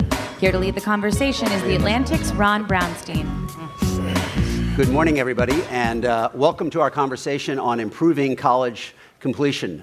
This portion of the program is conducted as part of our Next America project, which is a special initiative we've had at the Atlantic and before that National Journal since 2011 to explore how growing diversity is changing really every aspect of American life, from education to the economy to politics to criminal justice. And this particular program is brought to you by our sponsors at the Next America Higher Education coverage, which is the Gates Foundation and the Lumina Foundation. And I want to start by thanking them. So let's plunge in. And because certainly this is, I think, one of the core questions facing the higher education system. When we look at access to higher education, there are some positive trends. Since 2002, high school graduation rates have increased significantly for African American and Hispanic students. And strikingly, the share of high school graduates who are Hispanic, African American, and Hispanic, white African American and Hispanic, who go directly on to college has now basically converged. Roughly the same share of whites, Hispanics, and African Americans go directly to college after finishing high school. But college completion rates still lag significantly for African American and Hispanic students compared to white students. So let's talk about that. What is the disconnect? What is the biggest reason for these persistent gaps in college completion despite the gains in high school graduation and college going? Michelle, maybe you could start us off. Sure. I think there's certainly several reasons for that gap, or the gaps that you referenced, but I'll let my panelists talk about others. I'll just talk about one, which is really around information. There's lots of information out there, but it's not clear, it's not transparent, it's not easy to discern. And so one of the things that I think happens is that students end up in programs at institutions that are not best suited for them. And so as adults, we may be well-intentioned, but sometimes we track and sort students into programs and institutions that are not going to serve them well. And if we had better, clear, transparent data that could help, that would be one strategy. But certainly there are others. Dr. Frederick? At Howard University, I would say the number one issue is finances. We have a private institution, but we have a 60% Pell Grant eligibility in our undergrad campus. And so when you look at a $23,000 tuition with a 60% Pell Grant and 30% of our Pell Grant students have an EFC of 0, expected family contribution is 0. They get the maximum Pell Grant award at $5,800. It's a very, very wide gap. And so when we track our students, number one reason they don't finish is because of finances. I think the example of Georgia State shows that a lot of the problems are institutionally based. It's the way we've set up the system. I think I'm on the panel because Georgia State has bucked the tide. We're a very diverse public university, 51,000 students. 60% of our students are on Pell, 63% non-white. Those numbers have basically doubled over the last decade, but our graduation rates have been going up, and we have no achievement gap. So our Black, Latino, low-income and first-generation students all graduate at rates at or above that of the student body overall. And what we've found is the biggest problem that underprepared and first-generation students have when they arrive on campus is we've created this incredibly complex bureaucracy that has all kinds of silent rules that only the insiders know about. And what we've really worked on at Georgia State systematically is trying to break down those kind of information barriers so that students are on equal footing when they get to campus. We'll talk more about that in a minute. But we have on the stage with us an example of someone who actually has completed their college degree. We have a newly minted community college graduate as of last Saturday, so congratulations for that, Cecily. You know, we know when we look nationally at the figures that the completion rates in community college are even lower than they are in four-year schools. What were the keys that allowed you to finish, and what were the barriers that you saw among many of your classmates that did not allow them to finish? What were the biggest hurdles? One of the keys that allowed me to finish was that the campus offer additional services. They have a career adult pathway success. I am a mother of 2 under 2, so they helped me get childcare. And I went to school at nights, and I went to schools on Saturday, and I took classes online. So it wasn't the traditional college setting. It was the non-traditional college setting for me, because I run a daycare throughout the day, and at night I go to school. I have 2 children. So that was one of the key success for me. I went on the campus, and they offer additional resources that probably the regular universities wouldn't have, but the community college had. And then they offer grants that you had to put in hours of community service. So that allowed me to put in extra community service hours. It gave me money for education, and I don't have that amount of money on student loans. Most of my classmates, and I don't know if anybody noticed, I am Hispanic and I am Black. So I qualify under both minorities, and I'm a woman, so that's a triple minority. So I am one of those students that doesn't fit the exact pattern, or white or Black. I'm all of those 3 in 1. Most of my students, the barrier was language. Language. NOVA provides more than 100 teachers that speak different languages. So they found a program that actually works to each individual student. So if you don't find that click of that person that can communicate and connect with you in the same language, you're going to be lost on the campus. So that was one of the key that most of my classmates did not find. I was able to kind of dabble into English a little bit, and then I know Spanish. So if I didn't get assistance in English, I went to my first language, which was Spanish. So if you have a campus, you have to have a campus that have a variety of languages, and you have the staff to welcome those students. A lot to follow up from this first answer. So let me turn to Tim, and maybe Dr. Frederick, you can also talk about some of the specific initiatives at your school. But let me, as you explain some of the things you are doing, I want to follow up on Cecily's point, which is when you look at the barriers to completion as you have studied them, how much of them are related to factors inside the classroom, academic factors, and how much of it is really related to factors outside of the classroom, balancing school and life, finances, those kinds of questions? Yeah, well, we found that a larger proportion than most of our faculty and administration would suspect were self-created problems by the institution itself. It's hard to quantify, but I can give a couple of quick examples.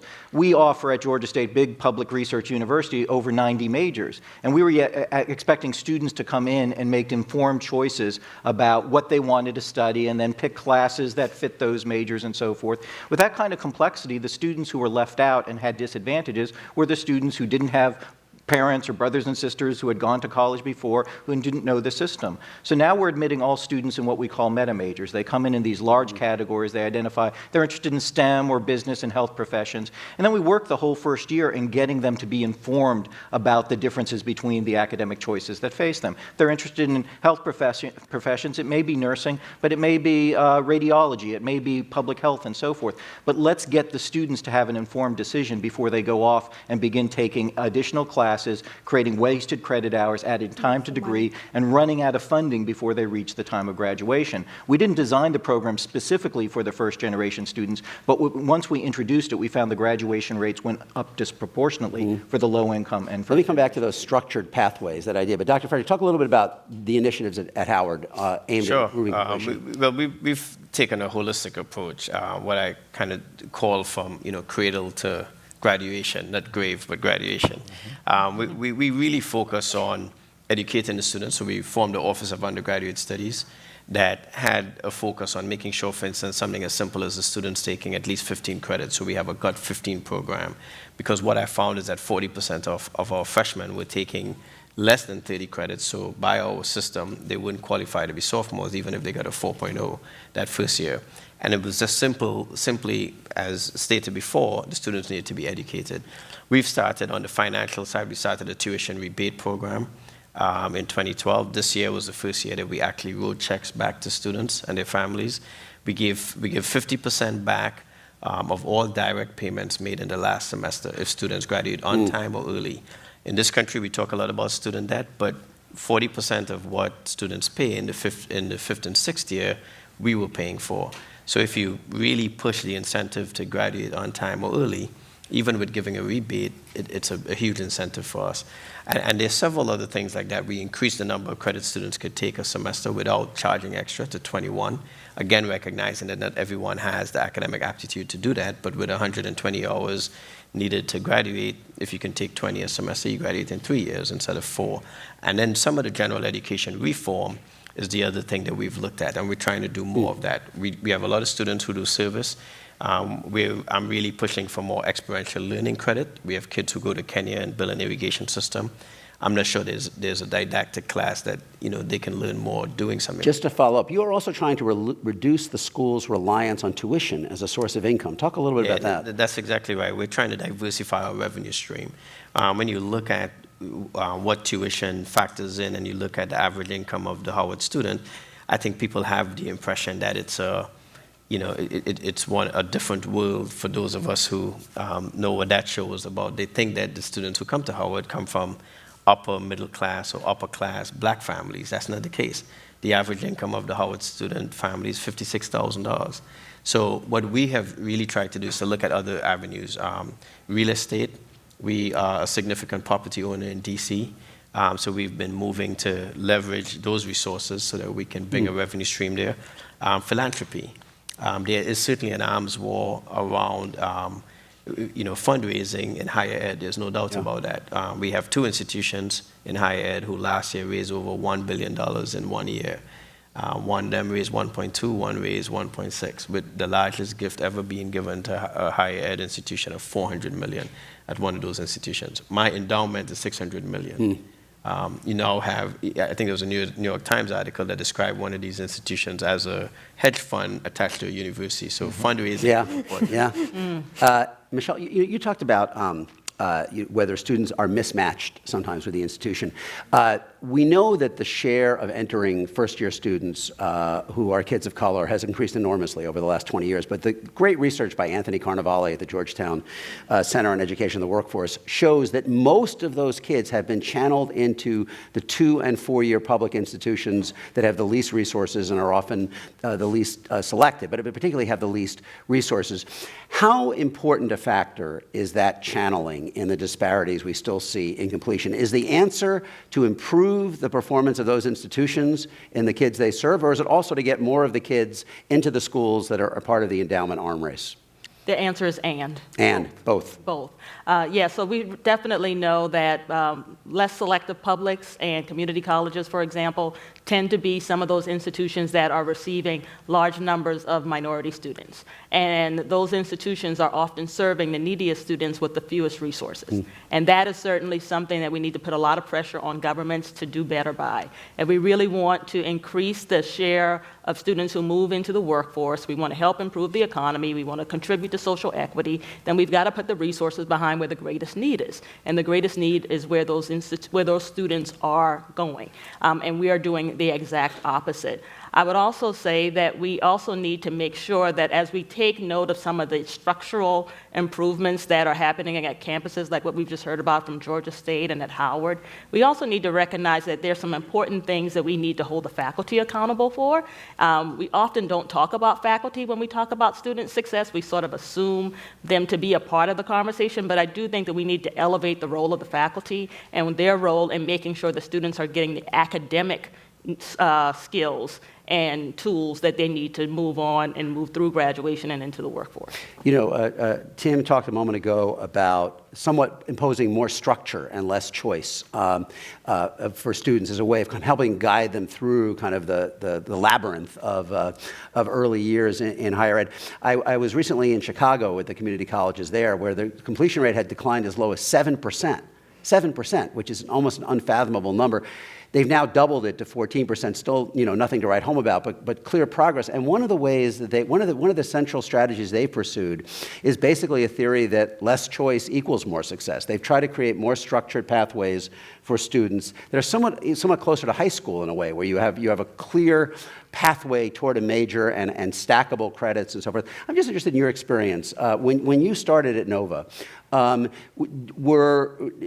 did it look like to you, kind of the smorgasbord on the menu there? How did you kind of find your way toward what you were, what you ultimately were going to choose? And is there a virtue you see? Do you see a virtue in kind of narrowing and focusing the choices for students?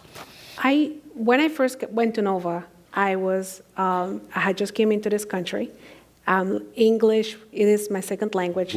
So when I first went to Nova, I actually dropped out within the first semester.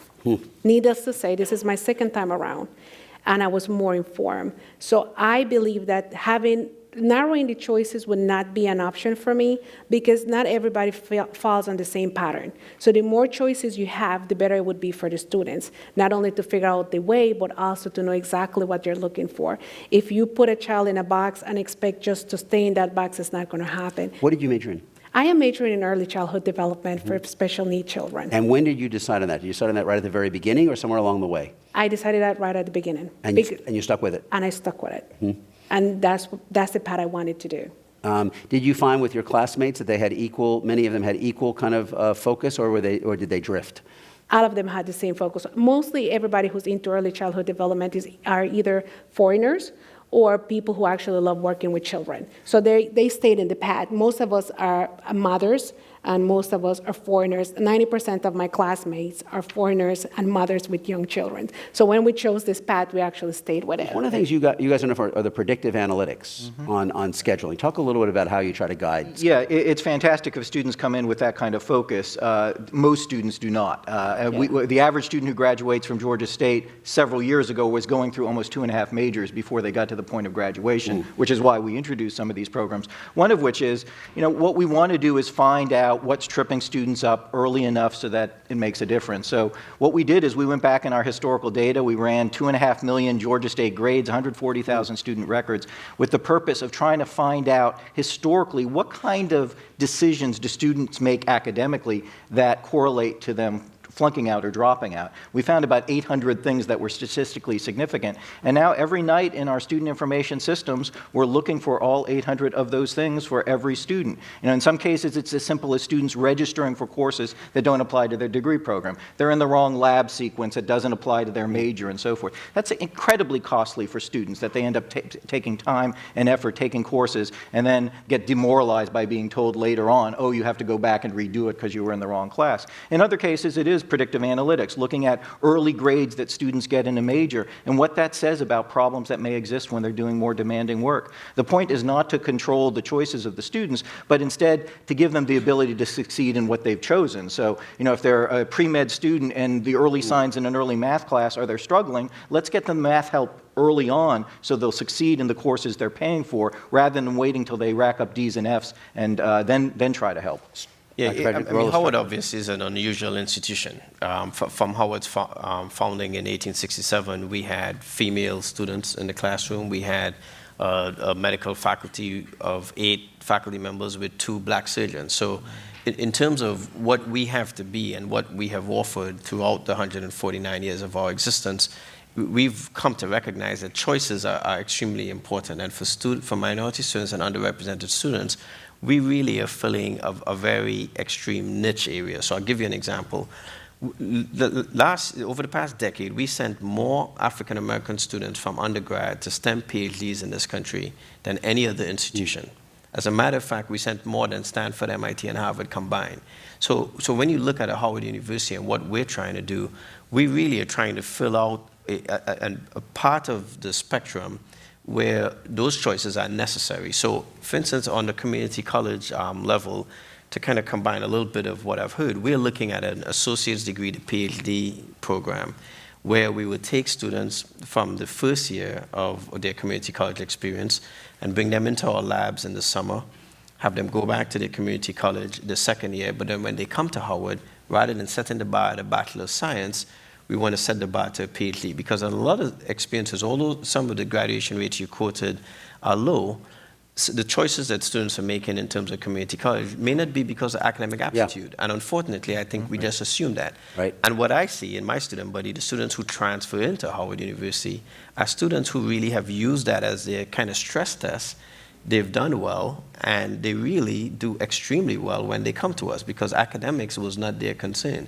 A lot of times it was money or other social circumstances that they needed to help. So we're trying to really push the students to a higher achievement level, because I do agree that where minority and underrepresented students have been filtered is a problem. There are less students of color, African-American males specifically, who applied to medical school this year than in 1976. That is a staggering statistic that you shared. I want to talk about the community college transfer program in a moment, but Michelle, you had one more point you wanted to make? Or? Yes, and it's related to community colleges and ensuring that while we give students options, because options really are important, that we offer them guided, structured pathways. Mm-hmm. And essentially that's what we're really trying to get at here. And one of those really important guided, structured pathways is that transfer pathway from a 2-year to a 4-year institution.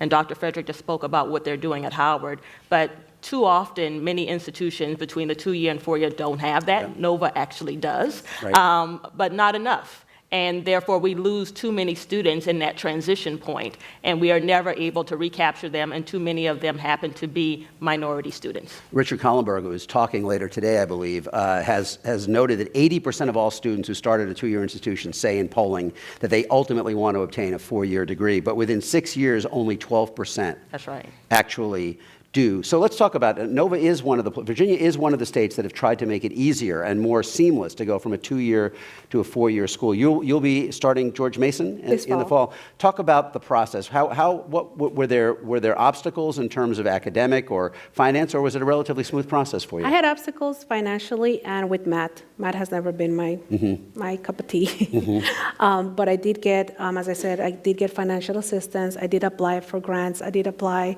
for everything that was out there. I went and I Googled and I got assistance. And then Nova did help me with the transfer. They made sure that the credits that I were taking were the credits that I needed to transfer to George Mason.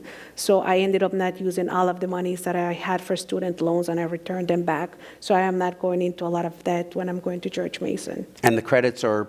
All of the credits transferred. I made sure to take the exact credits that I needed for my transfer. I had assistance from counselors that I met throughout midterms, through the middle of the sessions, and at the end of the sessions, through it is called Career Adult Pathways at Nova. And they have the counselor that starts from you from the beginning till the end. And even when you transfer to George Mason, they assist you with filling out the application and making sure that you're going into the right program. We're going to go to the audience for questions in a few minutes. But Tim, talk a little bit about what are the biggest barriers you face in integrating, adding students from 2-year schools? What are the biggest obstacles they face in making the jump? Well, Georgia and Georgia State's actually the site of a very big experiment right now. We've just been consolidated by the state with the largest community college in Georgia, over 20,000 students. So one of our colleges now is a community college, still open access, still tuition at the level that it had traditionally offered and so forth. But the idea is exactly what we're talking about here. You know, if the challenge for transitioning students from 2-year to four-year programs is all the gaps that exist between faculty and administrative expectations. What would happen if we make this part of a seamless university? So now we have one English faculty that's teaching students English composition on the two-year campuses, and hopefully then allowing the students to transition to become English majors on the four-year campuses. And if you graduate from the two-year, you're guaranteed a place in the... Absolutely. In fact, you have the ability to transfer at 30 hours if you want to from the two-year institution. So we are trying to deal with those issues, because the alternate, which happens far too often in higher education, is students lose 30 to 40% of their credits in the transition from two-year institution to four-year. So they're already struggling to succeed in passing many of the courses in their community colleges, and then they get the added demoralization of, once they get to the four-year institution, finding out that a lot of the credits don't apply. We only have a couple minutes before we go to the audience. So let me ask something that has been discussed quite a bit this year: tuition-free public college and university. Would that make things better, significantly better? Would it make it worse? How would it affect completion? It certainly would increase access at the front end, but would it increase completion at the back end, in your view? I only support tuition-free college if it's targeted to the neediest students. I think there are lots of students out there who can pay, and they should pay, but if we're talking about making sure that low-income, moderate-income students are able to benefit from tuition-free college, then I'm all for it. But I suspect that if we don't target them in that intervention, they won't benefit at all, which will get us nowhere in as terms of what we're talking about in today's conversation. Dr. Frederick? Yeah, our higher education system in this country is the best only because it has been competitive, and you've had free market attempts to go out and do research and do the kinds of innovative things. And I'm concerned that if you do that, one, you set the bar lower for the lower socioeconomic students, and you say to them, go to community college rather than go to a four-year. Not that going to community college is the wrong thing, but I think you automatically put a choice in there. And the second part, to piggyback on what was said, I do think that there is an opportunity for those who can pay. We'd have to make it more reasonable and to work that system better. Tim? Yeah, I'll just mention that we run all kinds of data at Georgia State, and we find most of our students are low-income students, that the students do better if they have some skin in the game. Mm-hmm. So it doesn't have to be a lot. There's a sweet spot there, but putting 5 to 10% of your own dollars into the education actually increases the graduation rates. Do you think tuition-free public college and university, would that make sense? It would. It would make sense, but it also would raise the question, what happens to all of the other people who have student loans standing right now? Are they going to do something for us? Yeah. By the way, do you worry at all that if it was tuition-free, that you would have a surge in applicants for public universities that would ultimately squeeze out some of the lower-income students? I do. I definitely think that would happen. Yeah. We already see capacity issues at the community colleges already, with more and more high and middle income students feeling that they're going there to start their education and then going to transfer later to a more prestigious institution. We already see that, so we know that this will happen. Yeah, interesting. Yeah, the students we have the most difficulty getting through the program are not the students who have the weakest academic background. That can be, you can help those students. It's the students who aren't motivated. So if you just open it up and say it's free to everybody, I do wonder if you're going to let a lot of students in who are really not ready to take this on seriously. All right, I think we have questions. Do we have questions? I can't. Over here. Okay, over there. Yes. Oh, can I hold it? Hi, I'm Joseph. I work with Lawyers Committee for Civil Rights. I'm a legal assistant there. And I guess I have, I don't know if this is allowed, but I have a little bit more of a statement than a question, but I think it could... As long as it's fast. I'll try to do it quick. Well, it's going to be fast. Yeah. I showed up kind of late, but I heard y'all talking about resources at a university and losing credits as you transfer from a community college to a university. And I just wanted to share my experience with that to kind of add on to the conversation a little bit. And, I'm a former high school dropout. I took 6 years to graduate high school, and I graduated second to last in my class. I washed dishes for a year, and then I went to a community college in San Antonio, transferred to UT Austin, did well, and I'll be starting Harvard Law School this fall.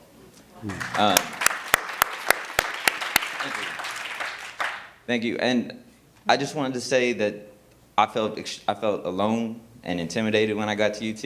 I was not ready. I don't think I had the knowledge of even the most mediocre student on that campus at the time.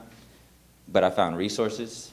There's a program called the Longhorn, or office called the Longhorn Center for Academic Excellence, and they introduced me to student organizations and tutoring when I needed it, and all kinds of things, and it made the world a difference for me. And My community college did much the same. They had a program that made sure, they knew I wanted to transfer to UT Austin, and they had a program that made sure that I was taking all the courses that wouldn't make me like lose my credits whenever I got there. And I just wanted to share that, and maybe y'all can elaborate on it. When you said there were resources, were those provided by UT itself, that they in fact had an effort to help you, get your footing? It's the Division of Diversity and Community Engagement, and I think it's targeted obviously for people from like low income or non-traditional backgrounds and stuff, and they just have all kinds of resources for us. And I just kind of happened into the office one day, and they just happened to have all these amazing things, and I kind of lived in there the majority of the time I was at UT. Michelle, is that typical or unusual? I think institutions are definitely trying to do things that cater to their students, but certainly campus culture is a big issue, and making sure that students actually feel welcomed on these institutions is certainly we've seen talked about in the news quite a bit, and so that is an important part of student success that we need to keep our eyes on. What's your transition like? How much outreach has there been from the school that you're heading into? A lot. My advisor is actually sitting right there. There you go. That's definitely a lot of outreach. Okay? She's supporting me. She comes to all of the meetings that I go. She's like my family. So that kind of support that you get from the community college, that there's somebody, I know you all are teachers, but that little that you give us, we really appreciate it. Yeah. I know it was Teachers Week appreciation, so we really appreciate all the effort that you guys put out for us. Do we have another question? All right, well, I don't think so. I have a final question, which is Bill Fry, who is one of our most prominent demographers, has calculated that given the increasing share of the total post-secondary student body that are kids of color, that if you don't improve the completion rates for that growing number of non-white college students, that the share of all adults, all working-age adults with a college degree will begin to go down for the first time, possibly ever, around 2020, that there will be fewer Americans of working age with a share with a college degree than there were, say, in 2000 or 2010.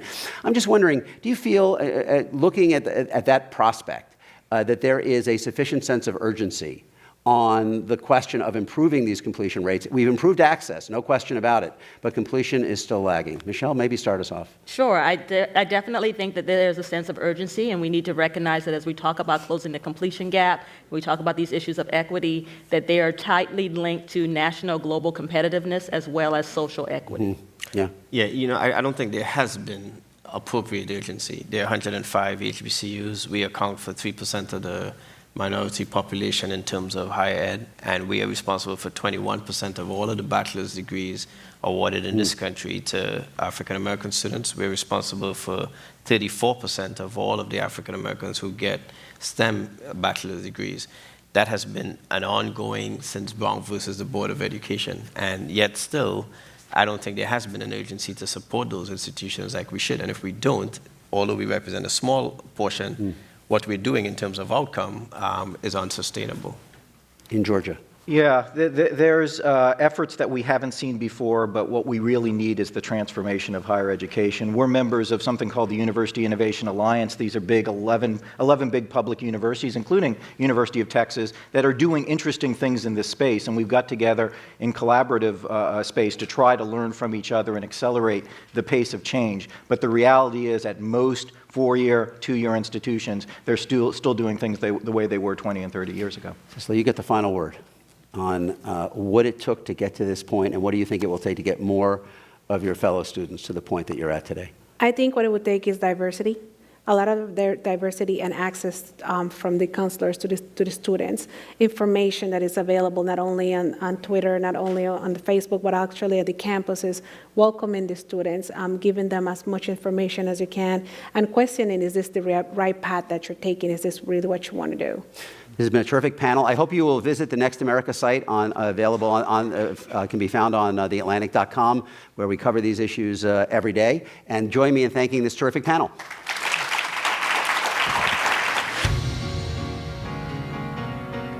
Please welcome to the stage Dana Bolger, co-founder and executive director of Know Your Nine, and Jeannie Suk, a professor at Harvard Law School.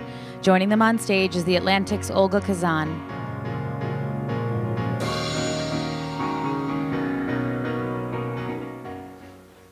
Okay. Okay, well, Jeannie and Dana, thank you so much for being here today. We're here to talk about an issue that is unfortunately ongoing on college campuses, which is sexual assault, and the best approaches to stop it.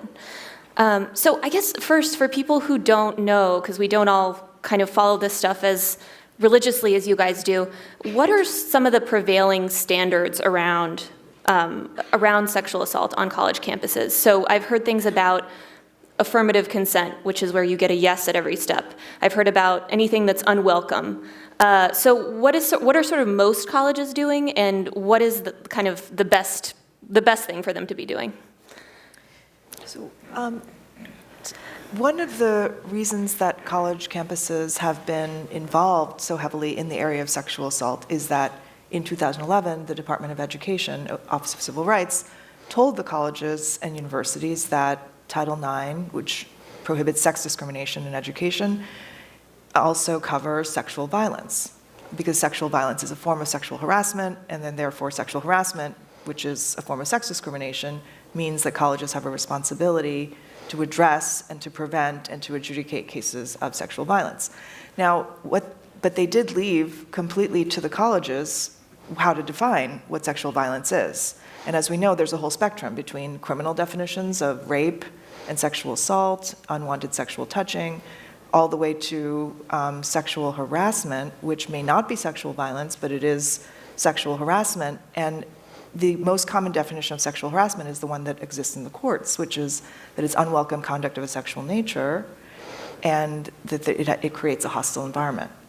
And that is the standard that many colleges have, that it's unwelcome conduct of a sexual nature creates a hostile environment. And what's unwelcome conduct? Sometimes that's defined, as it is at my school, Harvard Law School, as conduct that is unrequested or uninvited and is regarded as undesirable or offensive. So that is one standard that is out there that many schools are using, but there's also lots of other standards like unwelcomeness, unwillingness. There's some schools use consent definitions that are closer to criminal definitions. So I think there's a lot of chaos out there right now about how to define sexual assault and sexual violence. And one of the sort of smaller issues in that is how to define consent. What is consent? Is it saying yes every step of the way? Is it unwilling? Is it lack of consent is unwillingness? Or is it that you have to communicate willingness, or that you have to agree? And I think that that's a debate that's really, really very much alive. Yesterday I was at the American Law Institute's annual meeting where we were discussing the model penal code. It's a model code for states to look at when they're deciding their own criminal laws, and it's about sexual assault.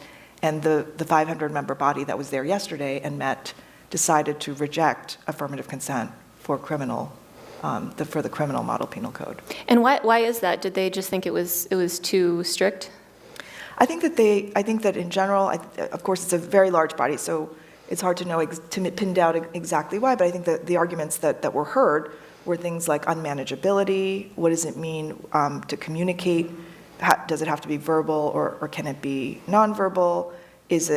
What happens if you don't communicate anything, but in fact you were willing and wanted to go along with the sexual activity, and people felt that it would be in line with the kind of overcriminalization that we see in our country of all kinds of behaviors, and basically adding the sexual area to the whole brush of overcriminalization and mass incarceration that we see. And what did they recommend instead of affirmative consent, I guess? They are adopting a standard that says consent is a person's willingness to engage in the activity. Mm-hmm. And then, of course, that will be evaluated, consent will be evaluated according to a standard that looks at whether the person who's being accused had the right state of mind to be guilty of a crime. So, for example, if one is reckless with respect to the other person's willingness, that could be a guilty state of mind, or intentional with respect to that other person's willingness. But so it would be both, the idea of willingness coupled with the mental state of the person who's being accused, and they would have to have a guilty mental state in order to be convicted. Oh, interesting. And Dana, do you approve of that affirmative consent has sort of been rejected as being the best standard, it seems like? So what I'm seeing on college campuses are really three different standards. One is no means no, so that means that it falls on the person receiving sexual conduct to say, no, I don't want this. And that's, considered sort of antiquated and old and hopefully is on the out. The second is the yes means yes affirmative consent model, which says that the person initiating conduct at each stage needs to get an affirmative yes. And then, as Professor Sook mentioned, the third is the welcomeness standard, which asks if conduct is objectively and subjectively unwelcome. What I'm seeing is a lot of students demanding that affirmative consent, yes means yes standard. But I actually think that that is due more to a lack of familiarity with other options. I think that students know that there's a no means no standard, and they know there's a yes means yes standard. And obviously, yes means yes is and sounds so much better. But in reality, there's this third standard, welcomeness, which I think is actually just as protective as affirmative consent and is actually better for a couple reasons. Oh, I see. Okay. And how do you judge welcomeness? How do you actually figure that out in the aftermath? Yeah, that's a terrific question. Because on one hand, you could say, well, welcomeness, is it about just how the person who's the one who is considered the victim experienced it? Like whether he or she thought it was welcome or not? How do we know? We have to then look into his or her subjective state of mind. Well, it's not just that. Welcomeness also involves a set of objective or external considerations about how all the circumstances, the totality of the circumstances might appear. And so if someone inside thought this is unwelcome, but acted as if it were, that might not be a case of unwelcomeness, depending on all the other circumstances. Would you agree with that? Yeah, absolutely. Okay. And so for people who are fortunate enough not to have had this happen to them, who may not know anyone who has had this happen to them, and might have maybe a antiquated or stereotypical notion of what campus sexual assault looks like, what are some myths that really deserve a debunking here? There are so many. One is that this idea that false reporting is astronomically high. In reality, study after study has shown that false reporting rates for rape are just the same as for any other crime. Another is that those students suffering the highest victimization rates on campus are cisgender women, when in reality, we know that transgender and gender nonconforming students suffer even higher victimization rates than cis women. And then a last one that I'll throw out is this myth that the police are doing it better than schools. And that's just not true for all sorts of reasons. We know that only 3 in every 100 perpetrators will ever spend a day in jail. That's obviously a low prosecution and conviction rate. But we also know that police are really just as likely to disbelieve and blame victims as school officials are. And what's more, for many victims, particularly those who are of color or undocumented, going to the cops can be really dangerous and often results in them being criminalized rather than the person who hurt them. And so I want to get into, there's a lot of situations here that I think people could have different takes on and might seem sort of complicated for anyone dealing with these issues to figure out. So recently one at Brandeis that I read about where a student was charged with 3 counts of sexual misconduct for things that included waking up his longtime boyfriend at the time that they were dating with a kiss. Without getting, obviously the person was sleeping at the time, so he didn't get an affirmative yes. So are situations like that, when we read about that, I feel like it sparks this feeling of, well, we've gone too far. We've crossed the line into protecting victims too much. So are situations like that sort of a rare occurrence? Are they sort of a distracting thing that happens often? Where should we kind of compartmentalize that? I don't know, the specifics of exactly what happened between those students at Brandeis, but I can say that I don't see this happening, pervasively across the board. That certainly doesn't mean that it's not happening, but we certainly have lots of evidence of the opposite happening, namely people perpetrating rape and being allowed to stay on campus and consequently, their victims often dropping out because they don't feel safe being on the same campus as their perpetrator. So this might be a sign that we have different campuses doing wildly different things, and all of that should concern us.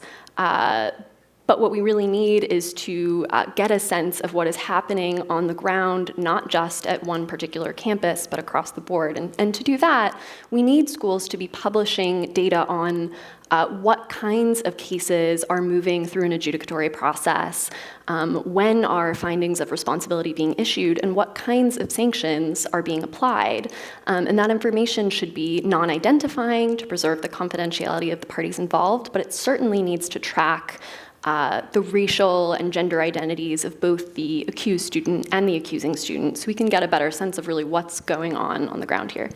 Would you agree with that? Yes, largely I would, and I would say that one of the things that currently feels pathological about how things are working on college campuses, that we have both the under-inclusion problem of people who are actually sexually assaulted not getting attention and not getting vindication. And we also have an over-inclusion problem, which is exemplified by the case that you mentioned. And I do not think that either is uncommon. I think that both are actually happening right now. And it happens in part because of the thing we just finished talking about, which is the overbroad definitions of the offense, where it is actually, if you take the overbroad definitions, it is actually an offense to wake someone up with a kiss. It may actually be an offense, as in that Brandeis case also, to stare at one's boyfriend's body while showering together. That was one of the things that he was found responsible as sexual misconduct. So if you have a broad definition, then it is going to actually capture all of these cases, and it's actually going to be legitimate in the system to charge these people with sexual misconduct, but you're also, by focusing on those kinds of things, you're diverting energy from the real problem, which is sexual assault. And I think that that's a real problem that we face right now. Yeah. Another issue that is sort of on the flip side of that almost, which that I've been reading a lot about lately, is these situations that, especially religious colleges that have honor codes, there have been a few incidences of women who, I think they were all women who were assaulted, but then they were sort of investigated for an honor code violation before their abuser or attacker was investigated. And of course, I'm just wondering whether that is something that happens at secular universities, whether there's any victim blaming, maybe not in the context of an honor code, but how big of an issue is that right now? Sure. I think that it is a particularly big problem at religious institutions where students who are raped are suffering punishment for drinking, for using drugs, for being queer, for having same-sex sex. But it is also a problem elsewhere. So an anonymous student just came forward about her experience at Spelman being raped by a Morehouse student. She said that when she tried to report at Spelman, she was blamed for drinking. She was asked what she was wearing, and she received no justice or support whatsoever. So, I think it is a problem across the board, and schools are starting to change. But the ones who are incentivized most to change are the ones who are getting covered on the front page of the New York Times. Yeah. I think the reason the religious schools are a particularly salient example of this is because they do put on par the offenses that we're talking about, the non-drinking policy, the no sexual assault policy, the policy of extramarital sex. All of those are on the same level as offenses. And so are you supposed to say one person gets punished for one offense, but the other person doesn't get punished for the other offense if both of them come to light to the university?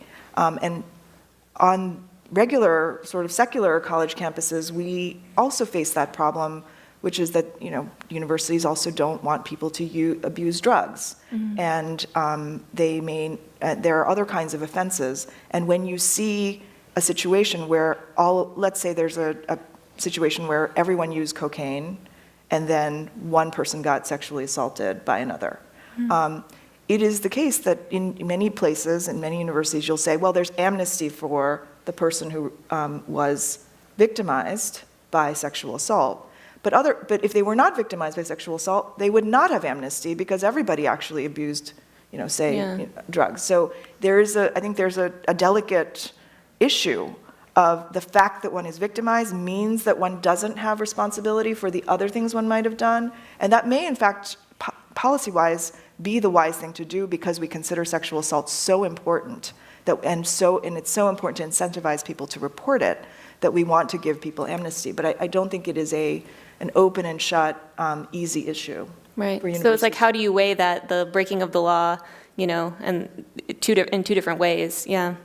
And so, so there's been a movement on some campuses then to just refer, assault investigations to the police automatically. Mm-hmm. What are some of the pros and cons of that, and what impact would that have on the victims? So we think it's a natural response. We think cops, we think safety, we think we're going to put offenders behind bars. But it's actually has a lot of unintended consequences and can be really dangerous.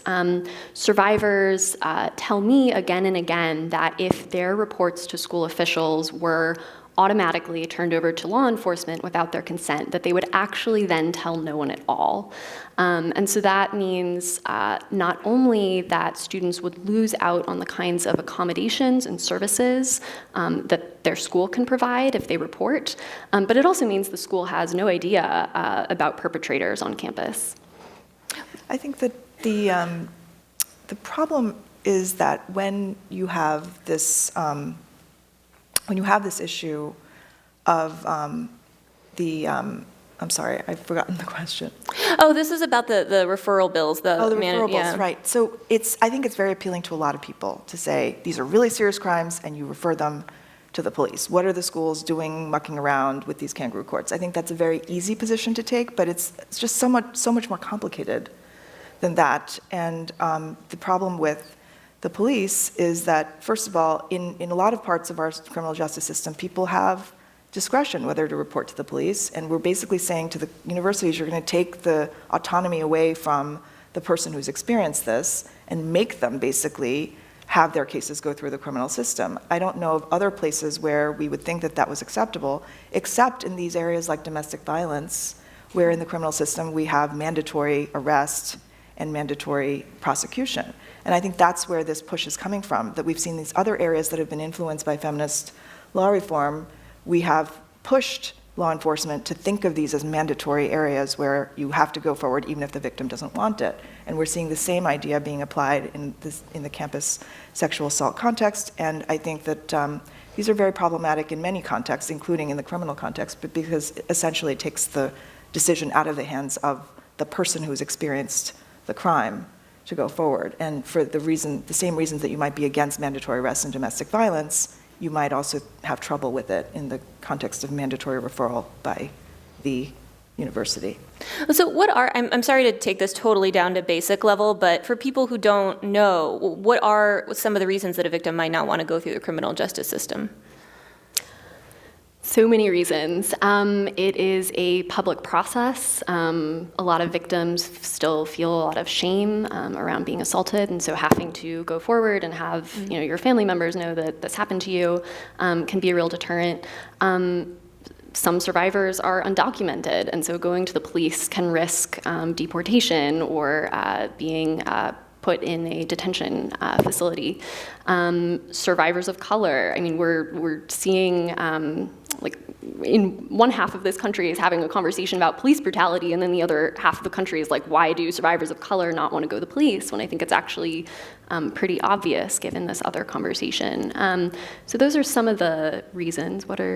I think that in general, victims of crimes, not just sexual assault, would have reason to think, is there a way that I can get through this without involving the police and the nightmare of the criminal justice system and how it will upend my life and change everything and so it's not just a sexual assault issue, but Dana's right that the particular shame and stigma that might attach in our society to the issue would intensify that problem. I think that there are actually rational reasons for people to avoid criminal justice involvement or any court involvement, that whatever problems they're having in their lives, whether it's a divorce or somebody stole something from you or whatever, you might think that the ideal thing is to deal with it and not go to the police. And I think that that would apply with great force in the sexual assault context.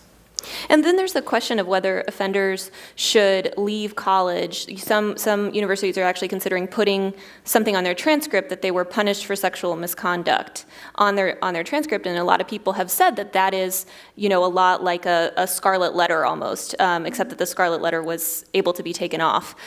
So what is sort of your reaction to that? Do you feel like it's like a permanent kind of mark of shame, or do you feel like that's a necessary thing for someone who does something so serious? I think in a country where we routinely find acceptable that even after someone's convicted of a crime and unpunished, that afterwards, for the rest of their life, they will have a mark as a sex offense, at someone who's committed a sex offense, that will follow them for the rest of their lives and affect where they can live, where they can work, where they can go.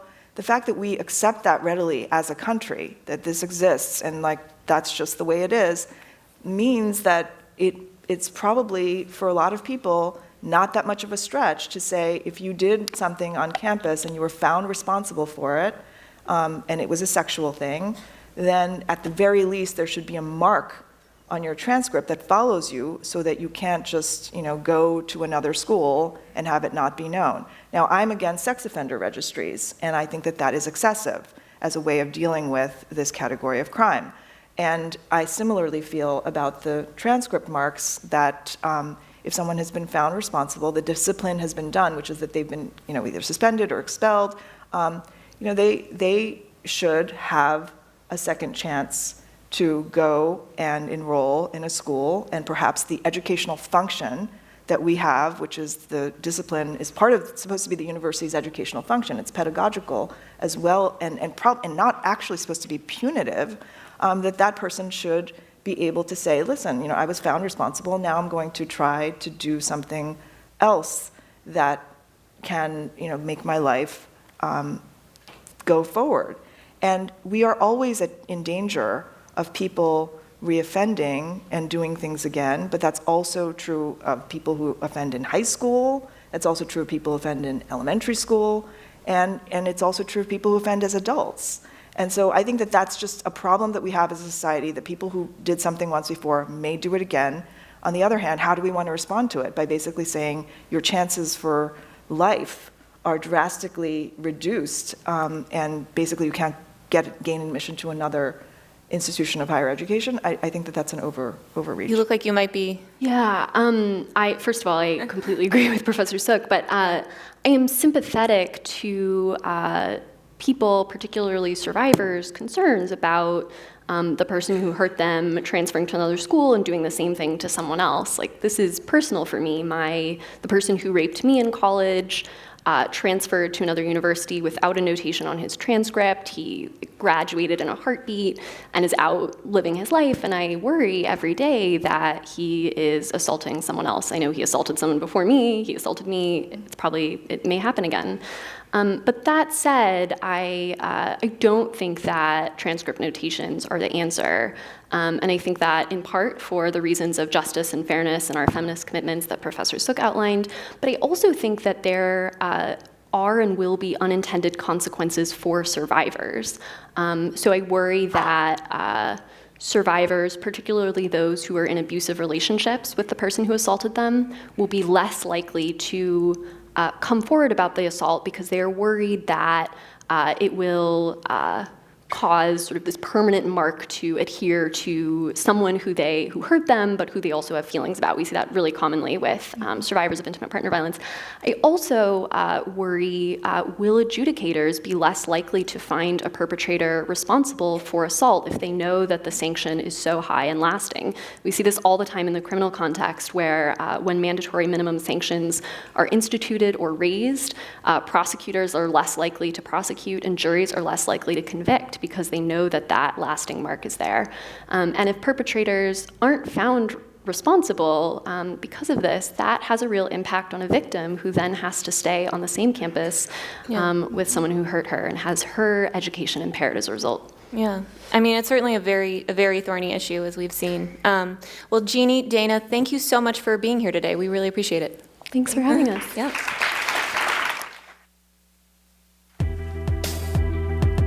Next to the stage, please welcome Amanda Bennett, a recent graduate of the University of Alabama, and Keish Kim, a recent graduate of Syracuse University. Clifton Kinney, a student at Howard University. They're here, joined by the Atlantic's Van Newkirk.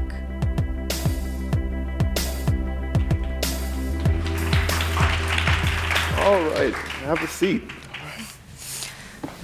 So we have with us, we have Clifton. He just finished his freshman year at Howard. Congratulations, man. Congratulations. Yay. Thank you. And we have Keish, who just finished her collegiate career at Syracuse. Yes. So just graduated. And we also have Amanda, who also just graduated. So congratulations to you. Amanda made a video that we want to use to sort of kickstart our discussion here. So, well, we're going to use that to kickstart our discussion here. It's a strange thing to feel invisible, not in the metaphorical Ralph Ellison way, but to actually walk around campus knowing that people have this sharpened ability to look right through you. It's feeling and knowing that people have the convenience of ignoring the complexity of your identities.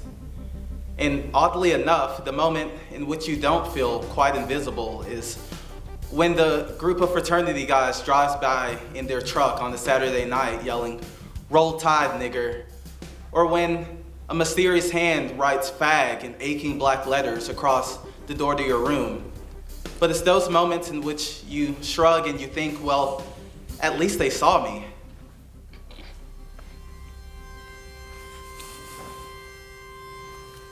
The black body is a dark phantasm in the American consciousness. It has been depicted as both superhuman and childlike, both hypersexual and asexual, both nefariously cunning and rife with dull, brutish ignorance. It inhabits both the American public's most dreaded nightmares and their most fantastic dreams.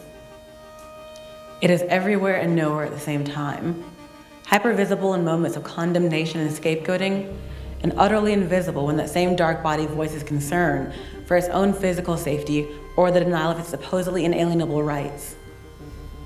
I go to class in buildings that are named after white supremacists, eugenicists, and slave owners. I live in a place where, after President Obama was reelected, my parents warned me to stay in my dorm room after I told them that white students were attacking black students and kicking down their doors. I spent the past 4 years in an environment that not only condones the Confederacy and its flag, but also praises it as a symbol of Southern heritage. It is not my heritage. I am surrounded by people who may not have to call me a nigger, but they make it clear to me just the same.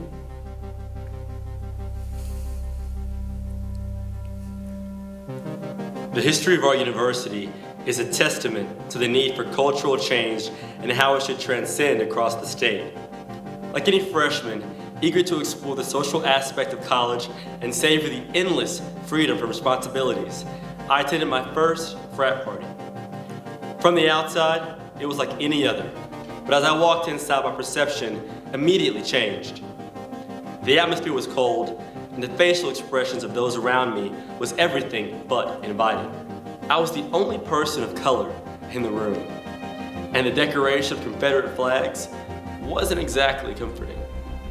However, a familiar face in the fraternity made me feel at ease. We began to talk, and I was introduced to many of the people at the party. From the corner of my eye, I saw a particular person stumbling toward us. Drunkenly, he uttered, "Hey, who's the nigger?" Moments like these have a profound impact on our character. I chose to be proactive and run, not away from the institutionalized divide, but into a position of influence that would allow me to change culture. As SGA president, I thought I would have the opportunity to begin a changing tide, but still, I'm asked, who's the nigger?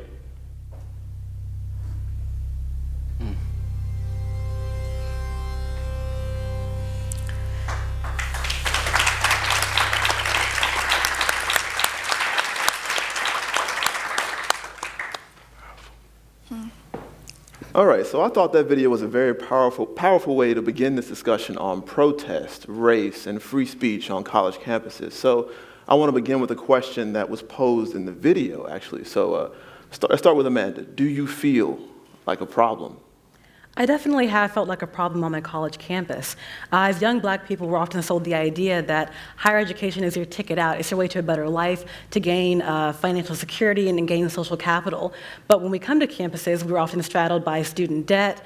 We're taught by people who don't look like us or don't understand our experiences.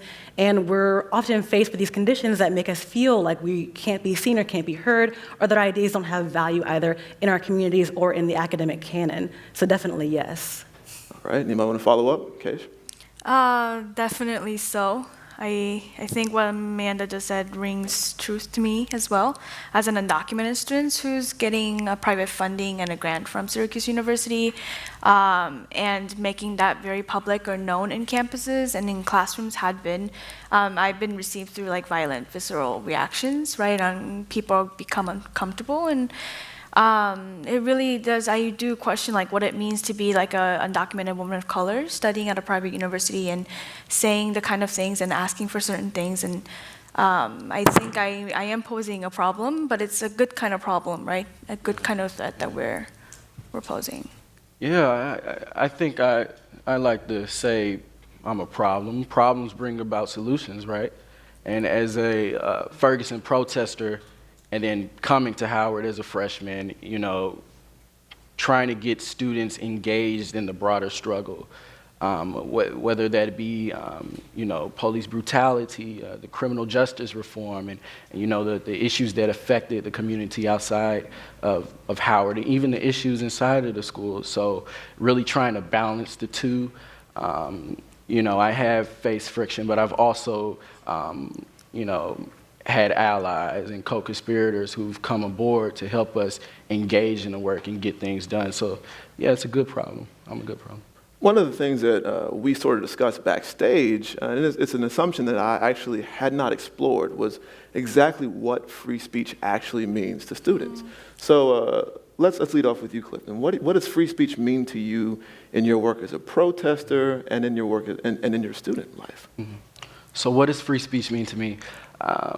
Free speech is my ability to engage in student activism. And I like to be careful when I use the term student movement, because when we use the term student movement, we tend to center students as a self-interest class or whatever. And like, I try really hard to really connect students to the broader struggle and trying to get as many students as possible in large numbers engaged in the issues that face us, whether that be, you know, police brutality and looking at the state and local federal budgets and, you know, how communities are resourced and that sort of thing. And free speech also means, you know, our ability to protest and fight for these ideas without hindering on anyone else's freedoms. So yeah. So does that mean to you that when those freedoms sort of clash, is there some way one side curtails the others? How do you deal with that intersection of different people's rights? So like what we have to understand is that a huge problem is that, like in Ferguson, you know, certain communities couldn't understand why we were protesting at all, or like at Howard. And a huge issue is that we're racially indifferent. There's racially indifference. And so, you know, you have to bring people together. You know, whether you're white, whether you're black, you have to bring people together, and you don't know what's going to happen. You don't know what may come out of that. You know, there was this huge thing about, you know, whether an ally is just a term people use nowadays, right? And like trying to politically educate people on how can you turn from being an ally to a co-conspirator. So how can you go from saying, hey, yes, I do recognize your oppressions, to saying, hey, I recognize your oppression, let me roll up my sleeves and help you get something done. Okay, so Keish, the same question, I guess, that I asked Clifton is a bit more loaded for undocumented students because there's an element of danger, right? Yeah. So when you had posed that question, I was conflicted. Because oftentimes when we talk about free speech, it's under this notion of rights. And I push back on the notions of rights. Because for it to be recognized by the states, to be recognized into the jurisdiction of rights, that means that there's always some people or group of communities who are excluded. So when we talk about rights, it's always access to inclusion and not talking about people who are in the existence of inclusion, of being included into a particular set of rights and recognition. There's people who are excluded and reprimanded from that exclusion. So it's interesting because as an undocumented student and person living in the United States without state recognition, free speech wasn't something that I attached my actions to the Constitution, but it was more of necessary action. So when undocumented students are organizing and staging civil disobedience in all forms, or having public forums or having these kind of conversations, it's not necessarily attached to like rights, right? But it's survival, right? And I think for me, it was also the similar way on campus as well. It's not following certain agendas or rules, but it was more like it was necessary, right? And while I'm at a private institution, it was when things were, when I saw something that was unjust. And I didn't really think about the free speech right that I had. It was more of like an action that I had to do to survive, right, with my peers and colleagues and friends. So one more axis of free speech is the right to assemble. And I think we like to think about things in terms of free speech or freedom of the press, but in polls, consistently, students, especially black students, say that they fear their right to protest and assemble most. So Amanda, as a person who has protested, as a person who has been involved in student activism at a majority white campus, how do you feel about that protection, that intersection of free speech and freedom of protest? Right. I think we have to look at the historical and political context under which we have the definition of free speech, particularly in the Constitution. So when it was written, almost 300 years ago, someone who looked like me would have been enslaved and therefore had no position to even contribute to the idea of free speech. So when we say all men are created equal, we all have equal rights, we all have the right to assemble and protest, that typically doesn't apply to people of color or women or people who are marginalized. So I think in terms of that, we need to focus on, as Bill Hooks said, bringing communities from the margins to the center and making them feel as if they can actually have protection under the law to protest and to assemble.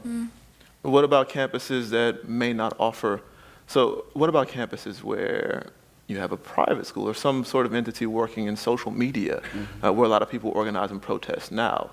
It's a bit of a lawless land, right? Right, and I think this is an excellent space where we can reclaim that space as people of color and people who have typically been silenced, because there is no, legal jurisdiction or history over Twitter or Facebook or social media in terms of protesting. So that can be a new space for people of color to put their new ideas out there and create a new dynamic. So what about social media when it comes to bigotry, though? So what about when it comes to harassment or somebody who is exercising what many believe to be a right of free speech to talk down or bother people who are organizing? What happens there? I think one of the really beautiful things about free speech in American society is the history of it to be able to generate new and innovative ideas and ways to incorporate more people. So the idea of being a racist or a homophobe or a sexist, that's old. We've been doing that for hundreds of years. So that wouldn't really be included in my definition of what is productive free speech. Productive free speech. Yes. So ideas that move us forward as a society rather than keeping us in the past. Let's expand on that notion. Keish, what do you feel about the notion of productive free speech? I'm not sure. I'm not sure the context of the use of the productivity that Amanda's using. I'm not sure about this one for me personally at this time. Any thoughts, Clifton? Productive free speech. Well, I want to be careful with that term because some people could think when Hitler was speaking that was productive and that was his idea of free speech, right? you know? So I think in terms of free speech, we have to really like we have to define what it is and what it means, and we have to reclaim it, right? So it's more like, you know, if I'm going to protest and I'm going to advocate for something, and I'm going to voice my concern, I have to make sure that it doesn't marginalize another group, or that it doesn't, you know, violently affect another group. We have an election going on, in which that is going on, right? And, you know, yeah, I'm not going to say his name because I don't like using cuss words, but but a certain candidate on the GOP side, Donald Trump, is sorry, Mom, is using his idea of free speech and is violently affecting other people, but his supporters believe that is productive. So, like, how can we counteract that? Okay. So when we're looking at, each of you is involved in activism on and off campuses, and how do the rules of engagement change when we're talking about bringing something? So you worked in Ferguson, and how do the rules of engagement change in activism between Ferguson and on Howard University campus for you? Yeah, good question. Well, in Ferguson, you know, whenever I think about Ferguson, I'm sorry, it brings me back to a lot of things. And the thing about Ferguson is that you had young people, women, black women, queer, on those front lines getting tear gassed and organizing. And the difference when I came to Howard, a lot of people say, well, how can HBCUs get involved in this student movement going on? I'm like, well, did you not pay attention to the civil rights movement? John Lewis, Marion Barry, Diane Nash, they're from Fisk, you know, the great late Martin Luther King. Martin Luther King, right? Morehouse. Right, went to Morehouse. So it's more so that those students weren't so solely focused on student issues, but more so how can they get those black students on those campuses engaged in the broader struggle? How can we connect to students at PWIs and get engaged in the community? Howard was actually threatened when we stood up for Mizzou. I know many of the students and concerned students in 1950. Some of them were my friends. We protested in the Ferguson. And we were threatened, and we stood our ground. We organized This Is Our House, and, you know, which was powerful and which was historic, but it also showed that we will not be in fear of bigotry and racism, and we will fight for these ideals and this education that we believe in. So I want to direct that question to Keish. How do you navigate these different spaces between off-campus activism and on? So I struggled a lot with this question myself personally for 3 years out of my 4 years at Syracuse University, just because as an undocumented student from Georgia, where in Georgia, undocumented students are publicly banned from attending the public top 5 universities in Georgia, solely based on one's immigration status. So it doesn't matter if you're going to pay all the out-of-state tuition, you can't enter or enroll. So when education is not a right, and we don't have access to education, and attaining higher education becomes a privilege, there seems to be this disconnect between university and community. And I struggled a lot what it meant for me to be in a university setting and studying and getting access to this supposedly a socioeconomic ladder, right? And I think I'm pushing back. I think that in classrooms we have a lot of these conversations about like what capitalism means, what racism means, and in humanities courses and whatever that is. And theoretically, we're always talking about these things, but there needs to be like a connection that's made to material realities. I think that classrooms and in universities we have to recognize lived experiences as part of the knowledges that we produce and reproduce and disseminate. because it's not disconnected. Like that disconnection can't happen. And I think Clifton was sort of talking about that in this disconnect between campus organizing and community organizing. It shouldn't be separated at all. It shouldn't be temporal, right? We're not just in the university temporarily for 4 years, and organizing for student rights is actually connected. We have to understand what racial justice means and like what class struggle means. It's not calling just on capitalism, but figuring out what class struggle means as a student, right? And still connected to our communities who are like low income, migrant, or folks of color. Like we have to understand what that really means and what it means to fight for with each other, right? In coalition. Yeah. So you recently graduated, you, Amanda, as well, and commencement season has always been a bit of a gold mine for people talking about political correctness and free speech. We had President Obama's speech at Howard, which many people have used sort of as a springboard. So how do you feel about this idea that universities, with activism, with people who may have differing viewpoints, is supposed to be a melting pot of different ideas, a competition of different ideas? I know you had some thoughts about President Obama's comments there. Yeah, speech. It was and I greatly respect President Obama. I think he will go down as one of the greatest presidents in the history of this nation. The speech was empowering, it was powerful. But I also like to point out that there is a generational gap in this movement. Just as I think there has been in the civil rights movement and any other black liberation movement beforehand. And I think, he begins to point out stark differences between how younger activists sort of want to engage the system and how, more seasoned activists want to engage the system. And I think what's important is that we can come to the table and we can sort of bridge this gap that exists, and we can learn from each other.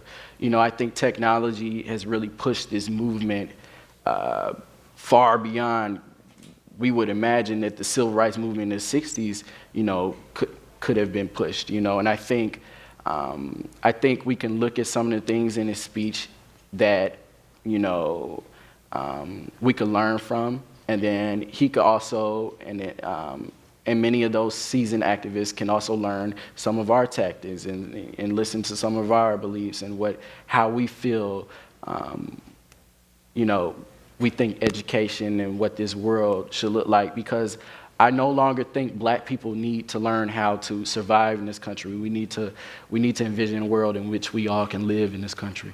All right, I want to open up the floor for one question, maybe? Yeah, I think one. I have a question on behalf of our Twitter audience. This is for Amanda. They'd like to know what inspired you to make your film and where they can learn more about it. Right. So last fall, Elliot Spillers, the president, actually sent me a photo project from Mizzou students talking about what did it mean to them to be black in America. And from that point, I thought, well, what if we made a video that specifically focused on what issues that UA students faced? And from that point, I worked with a filmmaker named Patrick Maddox, who did the cinematography and the directing, and we came up with an aesthetic that we wanted to use to talk about how it felt to be a black student on campus. So you can actually go to the Huffington Post link that it was posted on, or the Vimeo link, to read more about the piece itself. And how are people having a conversation about your video? Have you seen it? Yes, luckily it's brought together a lot of both white and black and Latino and Asian students to really start talking about why black students are suffering physically, emotionally, psychologically, and why we're experiencing this trauma so we can move past it. So yes. All right, well, I think we're, let's one more. Quickly, what are the next steps for the two graduates? I'd like to know the next steps for the two graduates. Yeah, I'm actually going to be going back to graduate school in the fall at the University of Alabama to get a master's in women's studies. Oh, that's cool. I'm a women's universities major, so I'm also pursuing a PhD in American studies. Congrats. Well, congratulations. All right, well, thank you, Amanda, Case, and Clifton.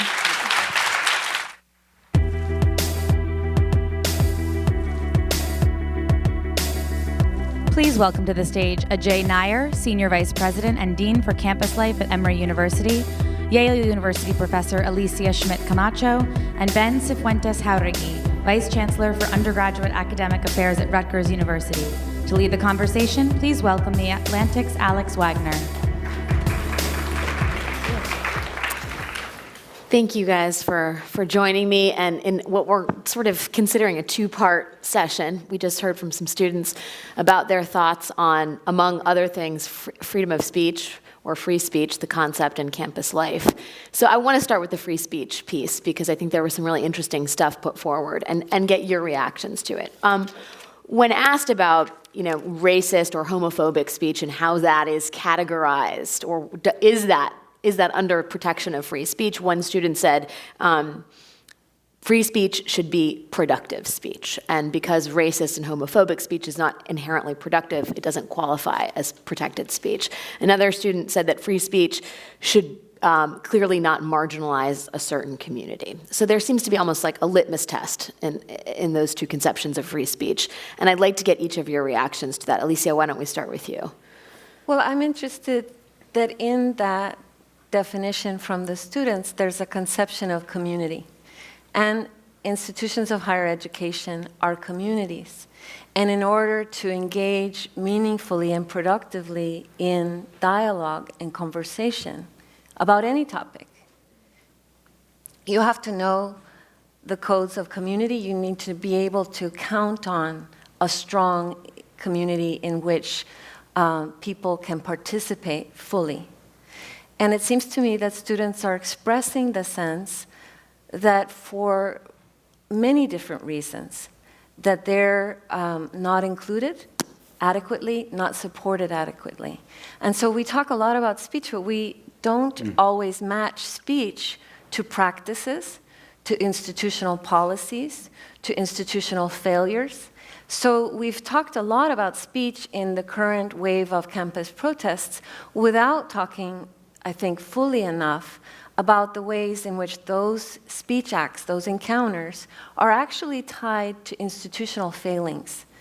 It seems to me that we have a lot of work to do to figure out how to set up processes and structures for engagement. But just to follow up on that, you think inherently the concept of free speech should take into consideration the community? Well, I think it's not an abstract. To produce free speech, you have to produce the community that can hear it and engage it. And that's our job as institutions of higher education. So I think many of us would say as administrators, our role is to create strong communities where you break down fear and barriers and where you can meaningfully address inequality. Because when you're talking about racism, homophobia, cultural stereotyping, these are, of course, going to be issues of concern in campuses because they are issues in our society, which is so inherently stratified and growing more unequal all the time.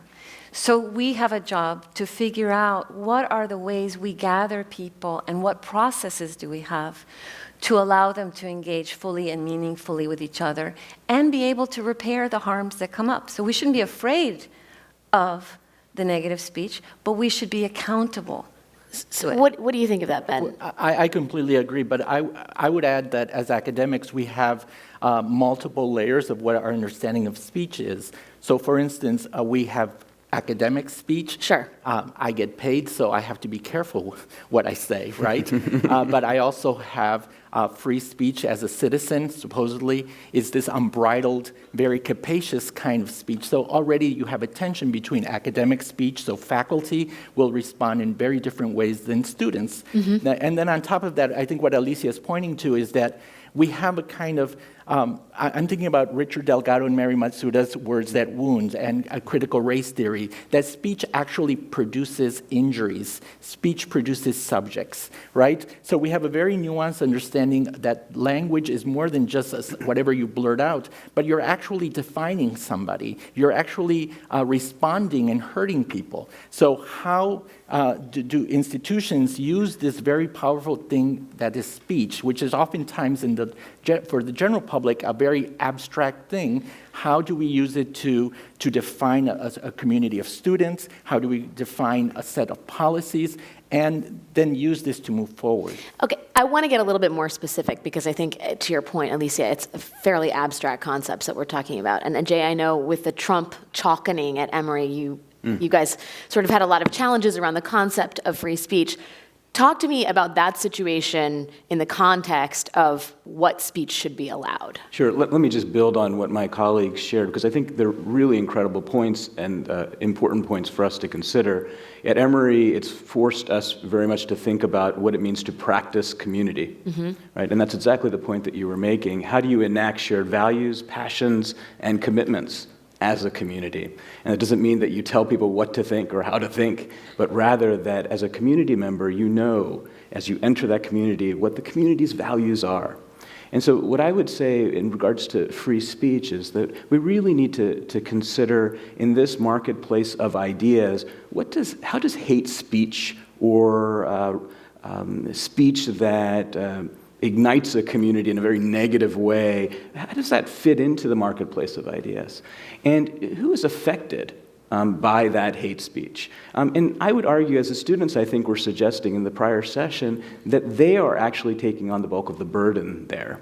In determining what is marginalizing or hurtful. No, I think when there is hate speech on campus, I think it's on their backs, right? They're the ones most affected by it, and that's what the concerns that they're voicing. And so for me, and at Emory University, I think at all of our institutions, what we're trying to reconcile there is if free speech is paramount, right? If we cherish free speech, and we know that our students are being injured by this speech, what is our responsibility then? But let me interject, because there are some students who would say, you know, writing pro-Trump messages in chalk is their way of expressing their values, and isn't. Yeah, and actually, in fact, at Emory University, it was really mischaracterized in the media. Our students weren't protesting that you shouldn't write Trump 2016. That's not what they were protesting. They were protesting the political and social climate in the U.S. and on our own campus. And of course, it was a convenient argument to say that these, quote, coddled students were arguing against Trump 2016. That wasn't the case at all. And that's rarely the case on our college campuses. It's really, they're expressing their concern around the narrative that, you know, that they're actually expressing their concerns about what Trump 2016 means to them. Sure. Not trying to impinge on the rights of our students to write in chalk Trump 2016. Go ahead. And just to get also very concrete, it's important to know how long certain communities have had to live in silence to be members of these institutions. That to be queer, to be trans, to be LGBT was to have to live in silence. To be low income in a community of affluent people is to have experienced a certain kind of removal. To be undocumented continues to be. Right? And so one of the things that these students are trying to articulate, which is something that as a society at large, we've left them to figure out far too much, right? Is how to express and articulate the need to defend, to be visible, to be included, and to be able to speak to the heritage of silencing that has gone on. Sure, that is certainly one form of tradition in America, right? That of marginalization and silencing. But I wonder, especially from some of these storied universities that you come from, how much tradition, quote unquote, is a consideration? Oh. And I mean that in the sort of practical iteration of it, whether it's the names of buildings or university rights. Yeah. So tradition is about looking back. But our institutions are also about moving forward. So rather than looking back, we have to be very attentive to who our students are, what they look like, and what they're saying to us. So initially, if I may bring up the example of when the students wanted names of buildings changes, for instance, my first instinct was, oh God, stop fighting with the ghosts, right? But as I listened more carefully, I began to hear that these students were not fighting with ghosts, they were talking about their present circumstances. So the names of buildings and these kinds of debates, they were insisting of being given an appropriate space like everybody else to explain and to talk about their experiences. So while tradition is very important, it helps a large group of people, but we also have to think about what we're trying to do is move knowledge forward and come up with new traditions, if you like. I mean, that's an oxymoron, but it is about moving knowledge forward. So you have this tension, on the one hand, tradition, but on the other hand is progress. Sure. So I want us to not just sort of fall on one side, but also think about the tension of moving forward. Let me ask you, though, college campuses are different than cities, right? Mm-hmm. And one of the things a student is supposed to walk away from after 4 years in higher education is the experience of having had a rigorous intellectual debate. And I wonder, and I'll start with you, Ajay, do you think that, as we become more sensitive to and as we articulate the issues with some of these traditions or otherwise marginalizing systems, do we overcorrect? Is there a marginalization of opposing and perhaps conservative voices that is actually necessary for that robust intellectual development that should be part of campus life? Well, I absolutely agree with the notion that higher education could do a better job of encouraging debate and dialogue, discovering new ways of knowing and understanding with what we call at Emory the impossible conversation, a conversation no one wants to have. We must have those conversations.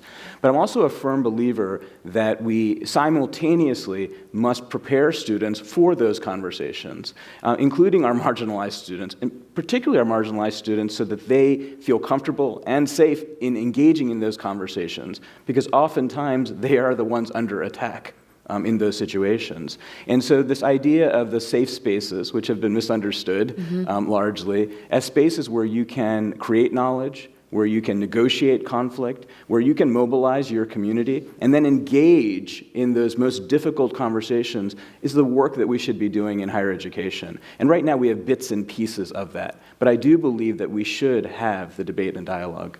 Alicia, talk more about that if you could. So we've just been through a year of extraordinary dialogue and debate, some of it quite contentious, some of it very polarized.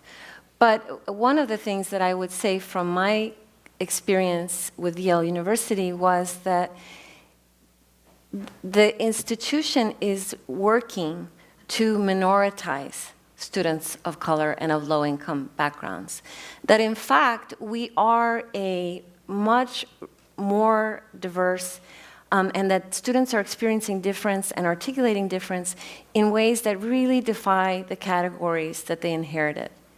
And that they're thinking intersectionally and they're finding ways to talk about class, race, sexuality, and gender in much more complicated and profound ways and more intelligent ways than the people who teach them, because they've lived more complicated lives. And at Yale, the numbers of these so-called minority students are rising faster. The Latino population is rising faster than any other population. First generation is approaching 20% of the student body.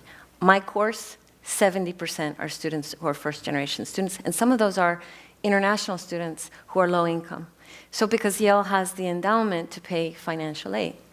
So what they are bringing us is much more than a complaint or a concern of being made marginal.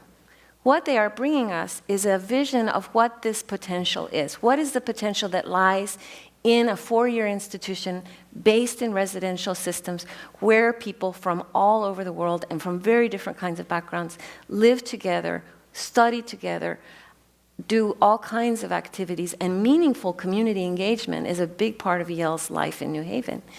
What's the potential there? So a building named Calhoun, it looks like a cosmetic question to say, why would that be the tipping point? Well, in fact, if you look at the history of how the residential college got its name, The building was built in 1930. It wasn't built during the slave era when Calhoun's perspective and vision was normalized. No, it was named in the 30s in a moment of increased xenophobia, racism, and anti-Black violence as a gesture of support towards the most ardent segregationist in that history. So students have never sat comfortably with the naming of Calhoun. This is just the first iteration in a number of things. And what we are seeing students say is, shouldn't these institutions reflect the work we do, who we are, and who we are together? What's interesting to me about all three of you is how much the students are really driving the conversation, right? I mean, and change.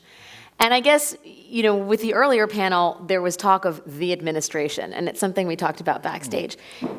Given the role that students are playing in reshaping, reconfiguring campus life, who is the administration? I mean, who is the man in this scenario, given the power that students have? Ben, why don't you start? Well, I think you see three very sympathetic administrators, but also administration can be student affairs, it could be academic affairs, it can be the president and his or her vision, right? So the administration is oftentimes used as a shorthand for an enemy. And you have to understand that many of us are working alongside with students, and I think, Alicia, you pointed this out earlier, which is we are trying to inform students, and they're informing us as how can we provide them a better space for learning.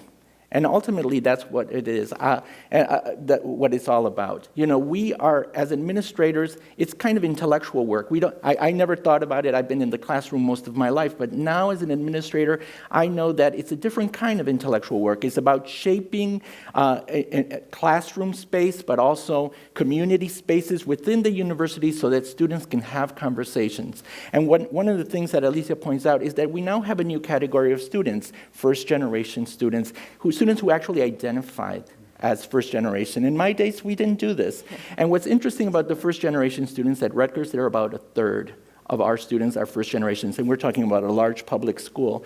They're coming to us with a whole new set of identities and a set of concerns, and we have to be attentive and listen to them so that we can then begin producing those kinds of intellectual spaces, not just in the classroom, but outside. Okay, and that, I mean, I feel like that's a very progressive, forward-thinking agenda, if you will, as far as managing student life. But Ajay, sometimes you have to say no, right? I mean, at some point, there comes a clash.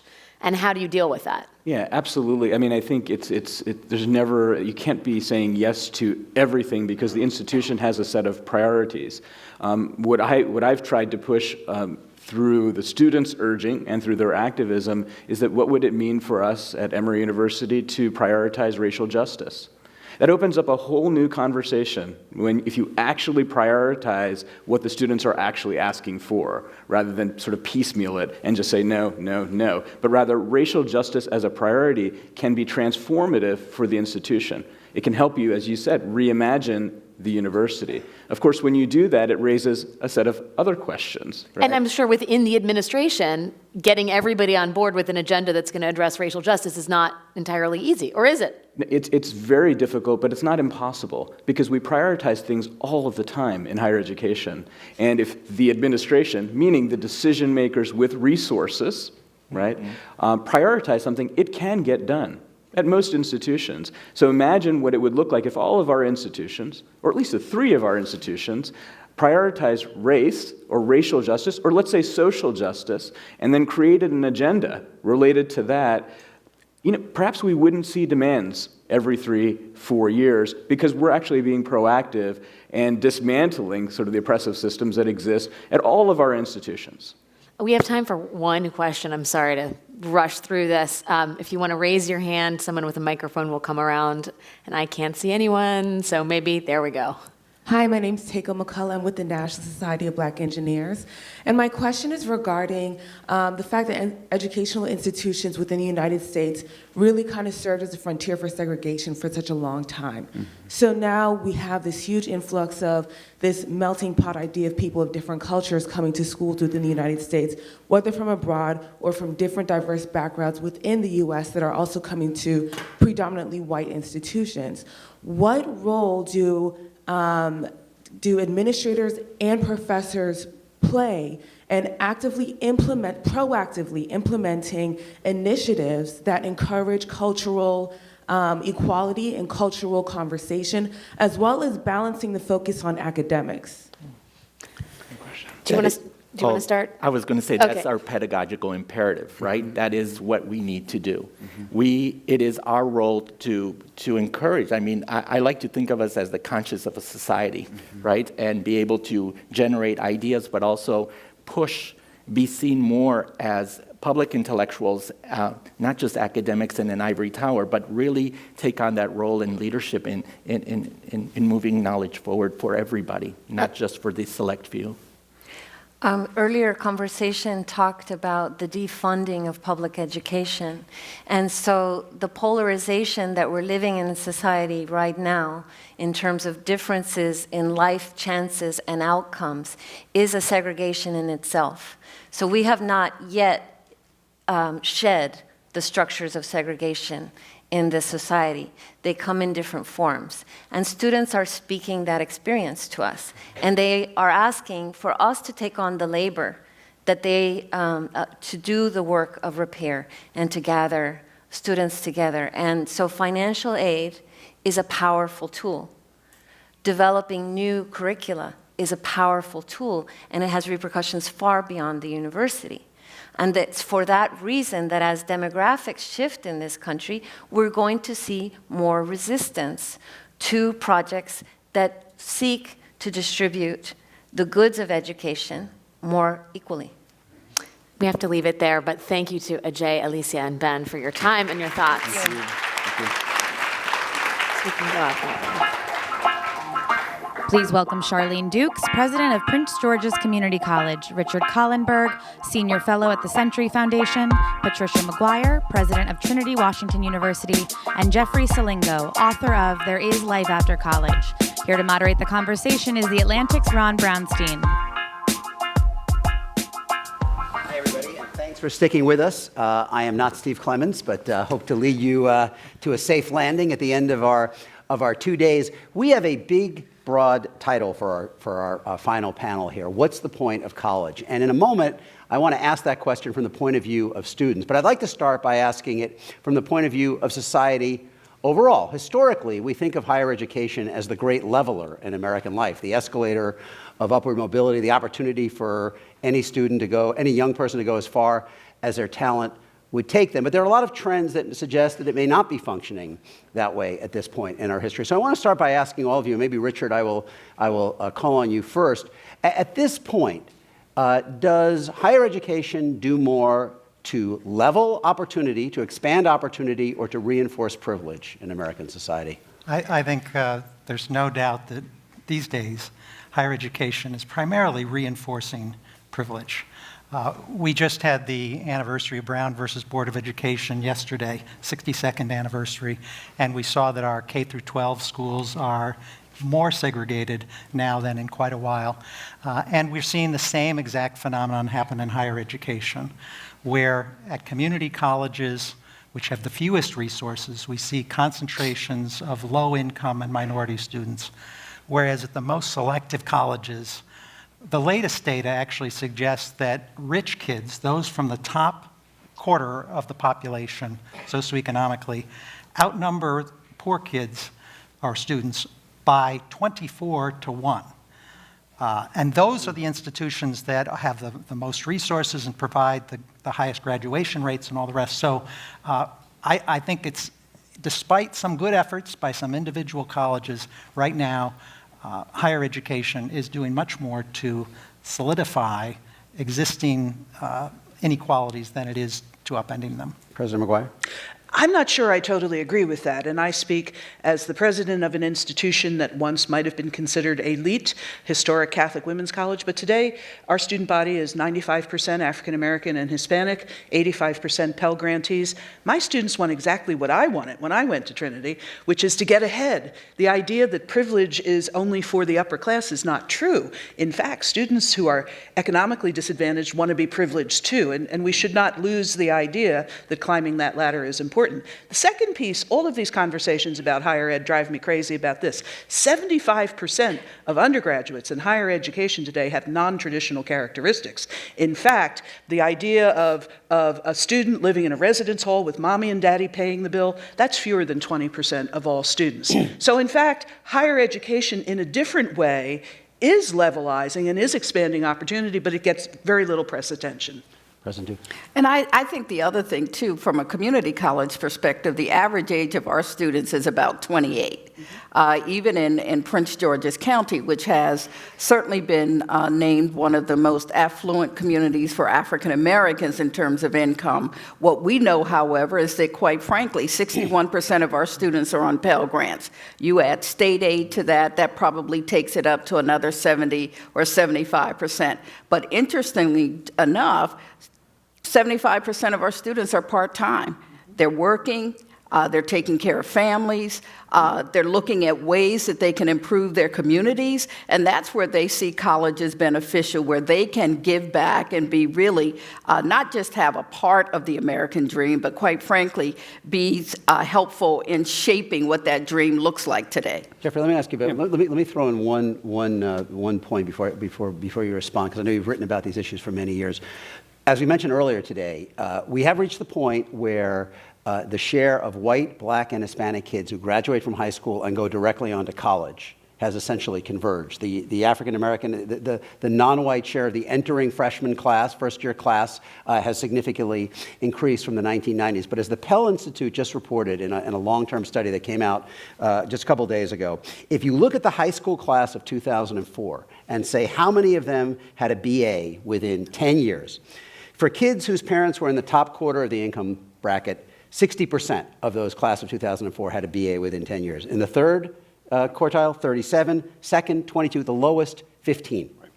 So we seem to be doing a better job of getting people in the door. Access, yes. Access is great. But out the door, it's still a problem. Much bigger problem. And to me, the point of college is a credential, right? Most employers don't say in a job ad, we want some college, right? We want some college credits. They want some sort of credential. And what worries me is that the largest segment of students now are people in the U.S. who have some college credit and no degree, or people in their 20s, or millennials, which we also know is a very large demographic group. And so if we don't turn that around, we risk as a country being a lot less educated, because we'll have a lot of people out there with some college credit but no degree, and many of those people also have debt. Yeah. So when you think about the barriers at this point, President, think about the community college students in particular. When you think about the barriers, what are the biggest hurdles to getting more of these lower income, first generation, non-traditional students, not only in the door, but out the door with some kind of credential? Well, I think the first thing is having students understand that they can do it.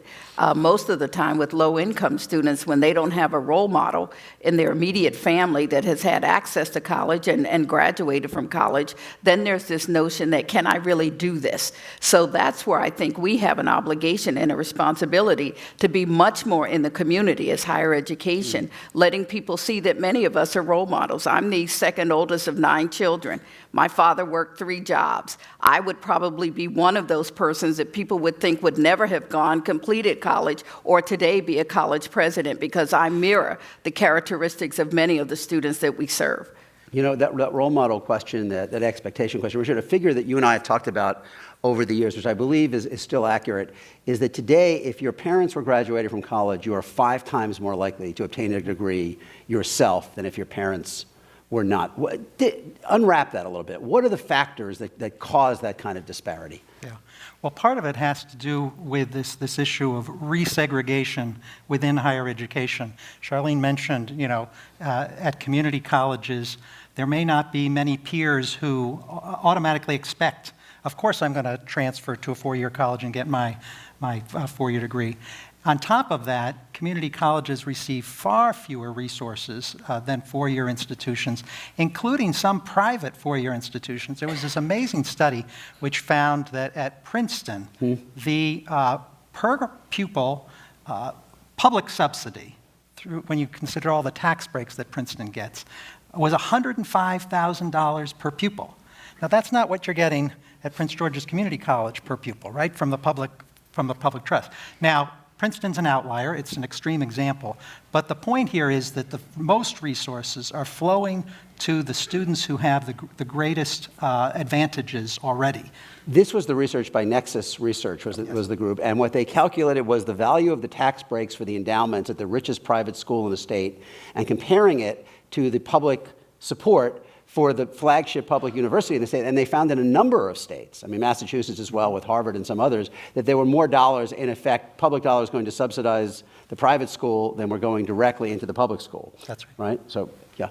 But I'd like to turn this around a little bit and say that a lot of these studies don't really translate into the actual lived experience of students. And we cannot rule out the condition of students and the families they come from and their other life pressures. And in fact, one of the greatest inhibitions to student completion on a traditional timetable, and we can talk about what is the right timetable, and it may not be the traditional timetable, we specialize in women's education at Trinity, and childbearing and raising children, especially if you're a single mom, has a huge impact on your timetable to completion.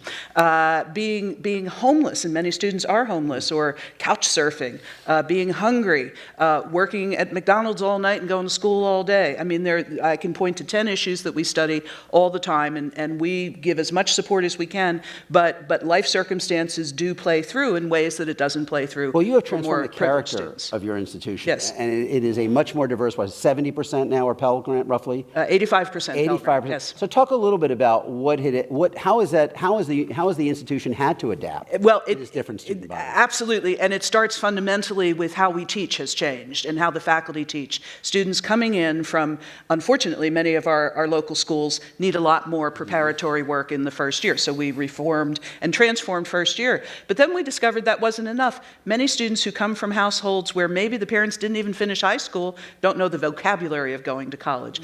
And college counseling in the schools is not good enough. A lot of students come to Trinity wanting to be nurses, for example, and they don't realize they have to know math and science. And so there are stumbling blocks along the way. We have not only transformed first year, because first year is the marker of ultimate success, we've also transformed our vocabulary about how you navigate the collegiate bureaucracy, because we're talking about syllabi and curriculum and the registrar, and kids are like, what? You know, so you have to sort of change your whole dynamic and make it student-centered, meet the student where she's at, and bring her along. Today, for students, you've looked at students in some depth, and you've identified different kinds of categories, basically, of students.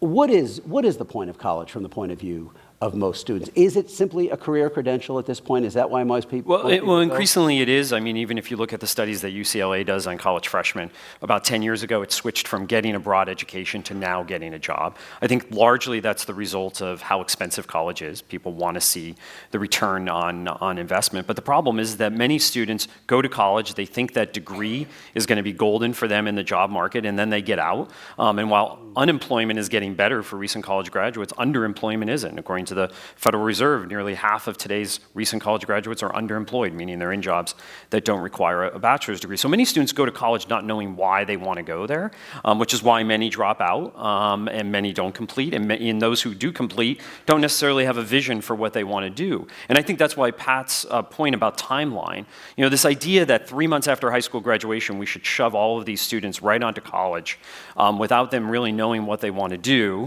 and take on a tremendous amount of debt, I don't think is necessarily the best way to think about this. I think we need other types of pathways for students to explore careers, to explore what they want to do. That doesn't mean that they don't need post-secondary education, absolutely critical in this day and age, but do they necessarily need it 3 months after high school graduation when they're not quite sure what they want to do? Sprinters, wanderers, and stragglers. Those are the three categories. Right. Describe what they are and how we might meet the needs of each of them. Right, so this is a survey I took for my book. About only a third of students sprint right out of college, meaning they move right into graduate school or move right into a job. We think most students should be sprinters, but only a third do. Most of them come from higher income families. And what differentiates them from the wanderers and the stragglers, those are people who take most of their 20s to get going. Debt is a big one. The more debt you take on in college, the fewer options you have after college to move, to take jobs, to take jobs that get you ahead in life. Internships, so extracurricular, co-curricular, experiential learning experiences, which again, you need money to do in many cases, but those students who got outside the classroom experiences, many employers now are only hiring from their intern pools because they don't necessarily believe the bachelor's degree or the associate's degree is providing students with the soft skills they need to succeed in the workplace. And then the third piece of this is the credential itself. So stragglers, those are people who took most of their 20s to get going. Many of them have a lot of credit, but they have no degree. And in the job market of today, that doesn't get you anywhere. You know, there's been this argument that, and I guess Bernie Sanders has articulated this himself around his proposal, that the post-secondary degree is now what the high school degree was a generation or two ago, and that therefore it should be, just as public schools are cost-free to the student until you get your high school degree, that the post-secondary should be cost-free as well, because that is now the equivalent credential in the job market. Do you think post-secondary education should be cost-free for students at either 2 or 4 years? Well, I don't think anything is ever totally free. Because there is some notion that people should have skin in the game because I'm more motivated if there's something I have to take out of my own pocket or be responsible for. But I certainly do believe that at the very least there ought to be some movement towards a sort of universal public education in the United States and there probably are some characteristics or requirements that students have to meet to get there. For 14 years? Extending it beyond 12? Certainly, at least as the president of a community college, yes. I think 14 years ought to be it. I think President Obama got this right, that it's no longer enough to have a high school degree. In the days when we had unions, that was enough, but the union movement has been decimated in this country. And so in order to get that social mobility, people need at least an associate's degree. And I think there's a kind of a hidden benefit to making community college free as opposed to all four-year institutions. And that is that some middle-class families may start to consider community college in a way that they haven't in the past. Now, some people see that as a defect of the president's plan. I see that as a good thing. If you had an economic and racial mix in the community college sector, you would have the political capital for those institutions to get the resources that they really deserve, and they're not getting them right now. Well, but I don't think we should allow this idea of free college, which I don't agree with, necessarily to displace the conversation about fixing K-12. And that seems to be part of this. I disagree with Bernie Sanders that the college diploma is now the same as the high school diploma. College skills taught are very different. I mean, high school and K-12 should be about knowledge acquisition and the development of the foundational skills. College should be about critical thinking and problem solving and creation of new knowledge. And all of this point of college, we seem to leave out the fact that colleges are engines of innovation and research and creativity, and that's what we try to teach our students, certainly in baccalaureate programs even, and that's lost in the discussion. And we also have to talk about what we mean by the word college, right? To too many people, it means a four-year college. There are many jobs in this country, including in the next couple of decades, middle skills jobs that don't require a four-year degree. Many students don't even know those exist. Many counselors, talk about high school counselors who push everybody usually down the road of a four-year college. And so we need to start allowing students to explore these options. And that should be done in K through 12, and too often it's done in higher ed. And students get to be seniors in college, they start applying for jobs, and they tell me, I didn't even know all these job titles ever existed, right? Nobody ever told me this, right? And by that time, it's kind of too late. to kind of reverse engineer your undergraduate curriculum at that point. But I also think that there are some advances that are going on today, this whole movement around dual enrollment and students who are in 10th, 11th, and 12th grade being able to start college early. You know, in a couple of days, we're going to be graduating our second class of our Academy for Health Sciences. They started college actually in the 9th grade.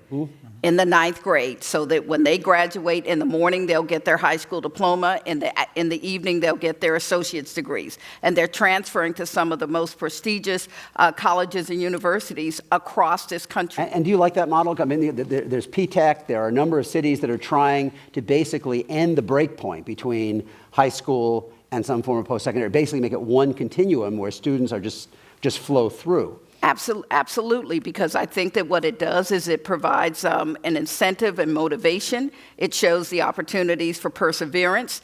It sends a message to communities and families. We tend to place these broad cloths, these broad swaths against communities about what low-income students or minority students can and cannot do. And there are many examples across this country where we can blow those beliefs out of the water. Richard, you noted, I think in your first answer, that although, as we've talked about, although the overall diversity of the student body in post-secondary has increased enormously, if you look at the very top schools, there's been very little change over the past 20 years. And there has been, over that time, enormous debate over how to change it. Supreme Court, again, wrestling with affirmative action at the University of Texas and unlikely to resolve it now with the 4-4. But you have looked at these issues over the years. What's that? They actually will, because Kagan is recused, so it'll probably be a 4-3. 4-3, there you go. So what your view is that there is an alternative path, that focusing more on class than race. Talk about that, why you think that's a better way. So I think, ironically, that a conservative U.S. Supreme Court decision, in this case, Fisher versus University of Texas, could happen as early as tomorrow, will lead to a liberal public policy result. What do I mean by that? Well, right now what selective universities do is they bring together fairly wealthy kids, they are kids at these selective colleges, students of all colors, which is a big step forward from having an all-white, wealthy student body. But we don't have that genuine economic diversity. But what has happened in states where affirmative action has been banned, so you can't use race at public universities, is that people have become inventive and tried to figure out new paths to diversity. And many of them have focused on giving a leg up to economically disadvantaged students of all races. So it would mean giving advantage to, some of these Donald Trump voters who may be economically disadvantaged and white. It would not mean giving a preference to the president's daughter, and President Obama himself has said he didn't think they deserve any leg up. And so I think it would be considered, the polling data suggests it would be considered much more fair by the broader public. And if you define economic disadvantage in a way that is sensitive to racial inequality, then you can produce racial diversity as well. You can get both class diversity and racial diversity. But you can't just look at income, because African Americans are much more likely to be low wealth, even if within the same income group, and to live in concentrated poverty. So count those extra obstacles and you will get socioeconomic diversity and racial diversity alongside it. President McGuire, you noted that you can't look only at the post-secondary, you have to look at the K-12. We talked yesterday that now, obviously, we've passed this historic moment where a majority of our K-12 students are kids of color. We've passed another milestone that's kind of a less advantageous one, where a majority of our K-12 students now attend schools where most of their classmates qualify as poor or low income, along the lines of what Richard. So when you look at these kind of, the economic isolation of an increasing share of our future high school graduates and future college students, what are the implications of that for the post-secondary sector? Can they resolve the issues that are created in the first 12 years? Well, listen, this whole issue of social isolation of elites and of low-income students is an American problem. It's not just a college problem. It's not just a K-12 problem. Everybody talks about elite colleges. Nobody's talking about elite private schools. And the fact is that elitism reinforces itself all along the way, and it's a function of American society. And some of what's driving this election right now with the 1% and the 99% and the sense of anger and disenfranchisement. I think part of the point of college is to be the place, the laboratory for the great American experiment. And I think higher ed should not reinforce all those class levels, but in fact try to break them up. And we're missing that sometimes. And so, and let's do that as a final thought here, because we've kept these people a long morning. As a kind of a final thought along the podium here, if higher education was to meet that goal of breaking the class distinctions and stratification rather than reinforcing it, what are the most important changes you would like to see that would help higher education be more of a force for upward mobility and social mobility rather than kind of social stratification? I think we have to continue to be the places and maybe reinforce it even more, where those kinds of community conversations can take place, where you can begin to say, how does higher education work with local government? How do we work better with local schools? How do we work at the state level in order to eradicate some of these issues that we all see and we agree with? Mm-hmm. Richard? Yeah, I mean, I think fundamentally, higher education has to fight back against the social stratification that we see in the broader society. Because right now, higher education just reflects it. And so what that would mean would be more opportunities for low-income students to go to selective four-year colleges. There's been a lot of rhetoric around that, but if you look at the Pell data, they haven't really moved in the last 15 years at selective colleges. It would also mean attractive programs at community colleges to bring middle-class students into those institutions. As long as we have these separate and unequal institutions, I think we're going to see higher education simply reinforce our existing patterns. I agree with that, but I have a more provocative idea. I think the elite wealthy institutions should subsidize those of us who are doing the Lord's work. And frankly, there should be less competition among institutions and more collaboration about how we can break down the old model and create new ones. Would you tax endowments? The big ones? Yeah, sure, why you not? would. And I think what Richard said about elite colleges and the number of low-income students they have, that's not going to change unless the federal government, which has this big stick of financial aid, forces them to do it. I think they're going to have to do it. And finally, I think we need to create more pathways into higher education. Not just this one pathway, go directly onto a four-year college or a two-year college. Need to add national service to that. Need to add other programs that act as a transition into college for students who are not quite ready. Well, this has been a terrific capstone to a terrific morning. Will you join me in thanking this panel? And we're done. Thank you. Here we go. Please welcome back Atlantic Live President Margaret Lowe Smith.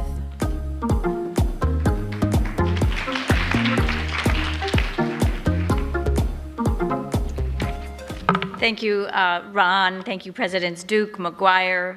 Thank you, Richard, and thank you, Jeffrey. We just heard in our last panel, which was, the question was asked, what's the point of college? And we heard people say, higher education is doing more to solidify inequality than to eradicate it. We also heard higher ed is leveling the playing field, it's just not getting the attention it deserves. And we also heard that it is really the laboratory for the great American experiment. The challenges of what we're dealing with today clearly endure, and so does the quest for knowledge and a passport to a successful adulthood. I think that's probably a good way to end the day. I want to thank all of you. I want to thank our amazing speakers. I want to thank our underwriters for making today possible. They are the Walton Family Foundation, the Robert Wood Johnson Foundation, the College Board, the American Federation of Teachers, Bill and Melinda Gates Foundation, and the Lumina Foundation. And thank you to the George Washington University for letting us be in this beautiful theater. And for those of you who have stuck with us all day, thank you so much. I have one last request before you go. You will see in the hall a survey about your experience today, and you'll also get an email from me later today. I would love you to spend the time filling it out as candidly as you possibly can, because your experience today and your feedback actually helps inform what we do in the future. You've been a great audience. Let's give you a round of applause. We will be back again next year. We'll hope you'll see you then. Have a great rest of the afternoon.